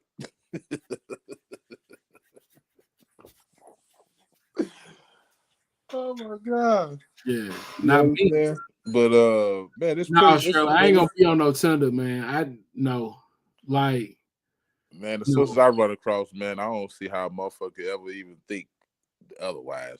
But Listen, anyway, man, I ain't even let finna me go tell you there. something. Listen, this how we gonna end this. If it's somebody that better than a black woman, keep it away from me, especially on payday. You hear me? I don't want nothing. I don't want nothing to do with it. Don't leave me in the dark. Do not take me over there.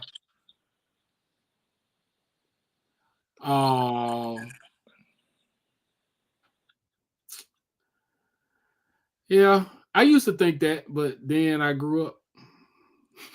You say we weird. I wouldn't judge nobody's relationship. I don't like. I'm indifferent. I don't really care. I You know do. what I'm saying? And I don't feel no way about it. Like, because I'm saying whatever choice you make, that's the line in the sand you drawing. So that's all I'm saying. And I got a right. We're gonna rock and roll. Look, that what you did. As soon as I see it, oh, okay. It's just like it's like dating a girl that drive an Altima. You know what I'm saying? You know what that mean. This girl driving a black Altima. You know what type of time she on. Oh yeah, what that? I ain't know that now. I don't know that there now. What that mean? That's just a car. You ain't never been in the street with a black Altima? No, man, not in Jackson, man. I don't know nothing about that there, man. Oh, listen, boy. I don't sleep on that there. Hey, as soon as you get here, we just gonna ride around, and when you see them black Altimas, you gonna know exactly what type of time they on. They are. I got people in Jackson, man. I got people all over Mississippi, man. Yazoo City, Columbia, Bassfield, Biloxi, Hattiesburg, Prentice. You know what I'm saying? We all up around up and through there. You know man, pull up. Like they ain't said nothing, man, bro. Pull up. Like now, I ain't doing nothing but little kids soccer. You know what I'm saying? You done probably ran across all my people, man. I swear. If y'all go to the same church or the same, you know what I'm saying, community, same area. What I don't know where they at though. I ain't been out there so long, but but yeah, man. Hey, do Southwest come there again now? Yeah. Okay, they back going to Jackson. Yeah. All right, man. Yeah, I'm gonna have to fly on up through there one of these days, man. Hey, listen, man. Don't threaten me with a good time. After I get up with Diallo though, because see, Diallo will be mad if I come see you with, you know what I'm saying, come out there. Then I could have just, you know, spent around the corner to go check him out. Look at Roman and Frederick Douglass. Say, do you judge for 9? See, that's and Frederick Douglass, and Martin Luther King, and Barack Obama.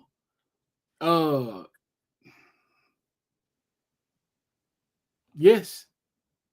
In the same way that people gonna judge me. So what about John Brown? That's my guy. I'd rather sit with John Brown I'd rather die with John Brown than to sit with Clarence Thomas. So what I tell you, to be black is necessary, but it is not sufficient.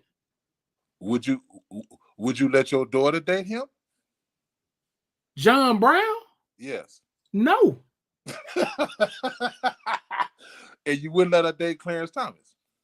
Absolutely not. Okay, and guess what? And you ready? And when my child is old enough to make that decision, that is a decision that they gonna have to make. I don't have no say. Okay, but what if she did? What you mean? What if she did? You think I'm gonna not love my child because she made a bad decision? No.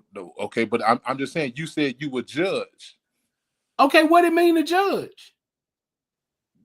Okay, what would be your judgment? I don't like them. Okay, well, I'm just saying. Okay, man, let it be known. I'm just saying. I would just like to know what would it. You know, how would you You know, like that's all I'm saying. I think sometimes we use this idea of judgment to mean something that it doesn't mean. no, it don't mean death or exile. You know what It I just mean? means I don't like it.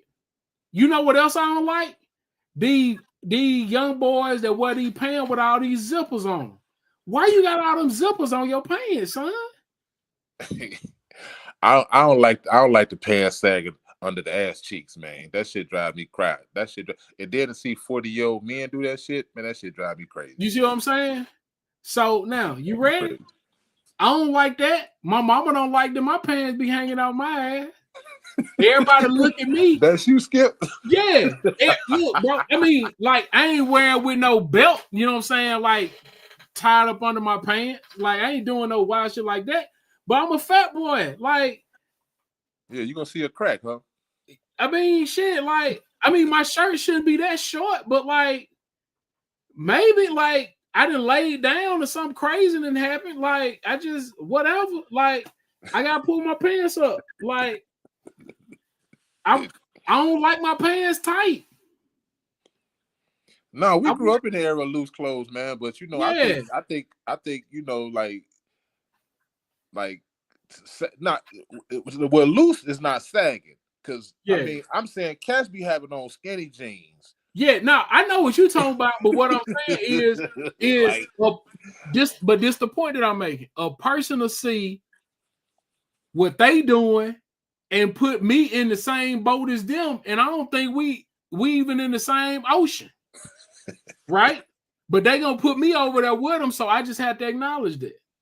But like, man, like these boys be wearing like somebody was like in Crocs, like boy, you got pants with zippers all over them and some Crocs. And a Glock with a switch and a 30-shot clip on it, or a drum. I like, man, these boys need help. They need guidance. And I don't like it, right? Like, I don't like it. In the same way that they probably looking at my clothes and being like, hey, man, like, you dress old. So, yeah. But I don't say nothing, though. I don't, you know what I'm saying? I don't really get into it because a lot of times them cats, they'll come approach old school. They'll come, man, you know, they'll come holler at me. You know what I'm saying? I need, you know what I'm saying? Tell me something, man. Let me ask you something. You know what I mean? And it's, you know, and you know, they hard don't be like, you know what I'm saying? They be having good heart, some of them, man. You know what I'm saying? Bro. So but it's just right. I don't know, you know. Bro, when I got called at the store, I don't judge them. I was like, what? So you know what I say now? What's that? Hey, nephew, come on now. Yeah. That's it. Like, bro, I didn't hear as an insult. It's just an old black man. Cool. It's respect, bro. It's respect for the shorties to even acknowledge you and then wanna you know get some type of wisdom from you. The way I see it, I don't cut them down. You know what I'm saying? I give them what they ask for. You know what I'm saying? Just like this little cat I work with. You know what I'm saying? He old school, man. Let me holler at you. You're like, I need some wisdom from you, man. Let me, and you know what I'm saying? He'll get the spilling, and you know what I'm saying? We just get to chopping it up. And you know, so I feel like, you know, I feel like I could do that type of work. You know. Yeah. I feel like I'm cool enough to reach the kids, man. Yeah, hey, bro. Man, if they won't listen to me, I'm gonna give it to them. But otherwise, man, I'm gonna wish them the best. I tell them all the time at the gas station, hey, bro, somebody out here love you, man. Be safe. That's it, man. And I'm judging them when they sit in that car and letting that girl pump their gas. Oh, yeah. Yeah, that's, you know. Yeah, that's, you know. Yeah, like I just, you know, like I just feel a way about it. But I'm sure I'm doing something that they feel a way about. So, you know. See, they probably ain't never seen that though. And I ain't gonna say they ain't seen it, but they probably just ain't never seen it up close. Yeah. I know that's true for me, bro. Exactly, K Spoon. I am judging you off of chats. Like, yeah, I am judging you off your chats. And I'm gonna keep judging you off of your chats. Like that's it, bro. And it don't mean nothing because you judging me off of what I'm saying. It don't mean nothing. You know, like we can't do it without you. It's gonna take us all. Right. We just sit here chopping it up, building, man. You know what I'm saying? That's it. And look, here You we know? go right here. Goofy. I don't know if you talking about me or somebody else, but guess what? That's your opinion too. Like that's your judgment. Hold fast, bro. You ain't calling people names. You know what I'm saying? You man, hold on, man. Hey, listen, bro. That's why I showed it. Like, listen, man, live your life, K Spoonful. Hey, Skip, man. Hey, look, I don't. Hey, man. That's you see how I live. Like that's all I'm on. But, hey, man. Hey, we fixing the mix. As soon Let's as that go out mix with one of your songs, Skip. Huh? Can we go out? Can we go out with one of your songs? Man, look, this is what I'm gonna do. I'm gonna tell y'all this new rap I'm working on. Cause this thing tough right here, boy. Okay. This thing tough. Let's go there. I'm gonna just say it. All right. Pitchfork, pentagram, pyramid schemes. North Star David, black and blue dreams. Orange jumper nightmares, firearms for knife bears. White man God can't respond to these black prayers. We the night terrors, blast through sheets. Gold on teeth, tears on cheeks. Sweat on brows for the wolves eat sheep. We the blades in the belly of this beast. How I'm gonna serve the devil a feast when my kids can't eat. Heartbeat the gomba, but the body Oak Creek. Red Hunter tucked burner more preach than Cochise. These rappers ain't robbers or gangsters, they police. These crackers ain't guys or rulers, they just beasts. The style ain't your style till they tell you at Fashion Week. Then it's watered down so you buy it at boutiques. Black excellence want milk from white teats. Man, I'm live with it, ride with it, live and die with it. If real the description, then I know that I'm a fit it. I ain't finished yet. That's tough. Hey. Yeah, I like the part about the black and blue. I connected with that.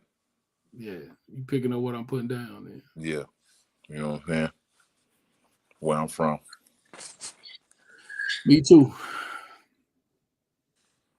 Well, all right, man. Skip. It was a pleasure, bro. Hey, bro, shoot me a text, man, so I can lock you in, and then we. So next time Diallo out. I gotta get your number before we end this thing, or I ain't gonna be able to get it. Is that how that works? Yeah, I mean you can get it from wherever, but that's why I put it in the private chat. Yeah, no, I'm finna get it right now because I don't. Okay. Because like when it ends, it's gonna leave.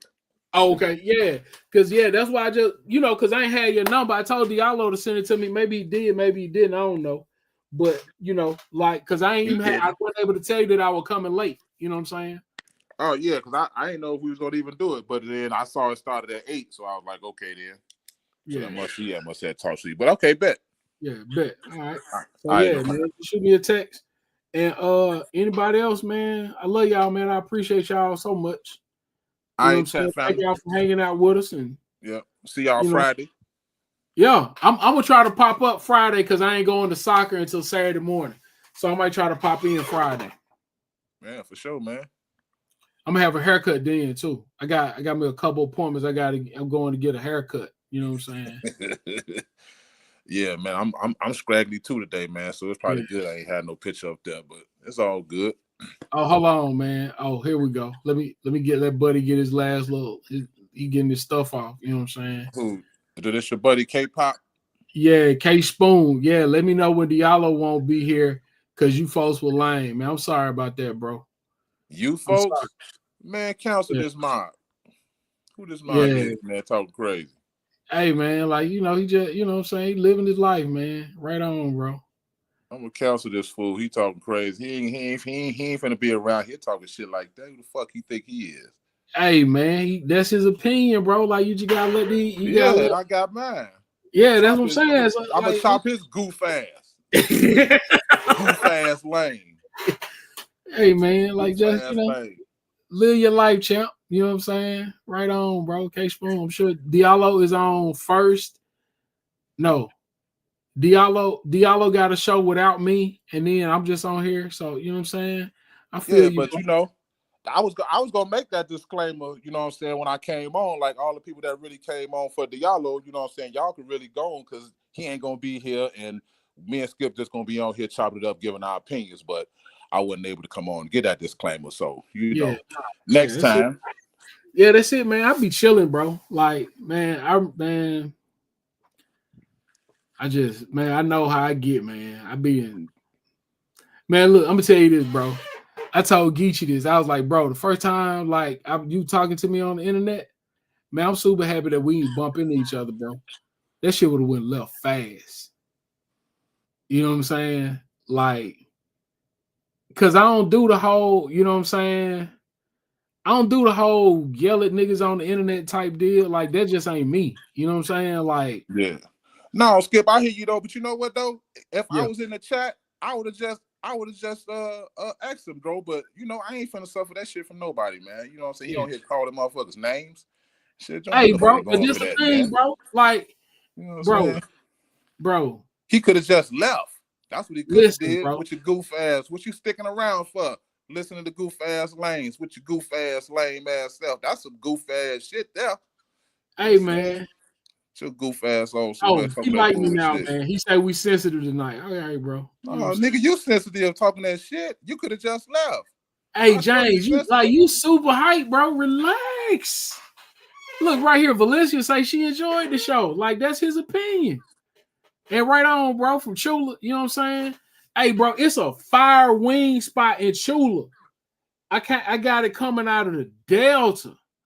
And I'm always saying, man, I'm gonna ride back up to Chula to see if I can find them wings. You know what I'm saying? Yeah. But yeah, bro. James, you got Skip. my number. Hit my Yeah, line, folk. Like, yes. got you. You know what I'm saying? And right on to the real. Yeah, you know it. And man, thank y'all for chopping it up with us and hanging out. Sasha came on. People's in the chat talking with me. So yeah, man, like that felt real good. Like y'all gave me a lot of confidence to think that I could do this without Diallo. You know what I'm saying? Man, I didn't know if you was gonna be here, Skip. I told Diallo, I said, man, I might have to go, try it by myself. I didn't know if I was gonna, but Yeah, I was now going, man. I was gonna give it a go. Hey, listen, man, I did it. So Yeah, yeah, that's what it is, we man. did it. We gonna get better at it though. Hey, we got to, man. All y'all hit that like button, share Yeah, it. You know what I'm saying? We got it. Right on to the real, man. right on. Peace. All right.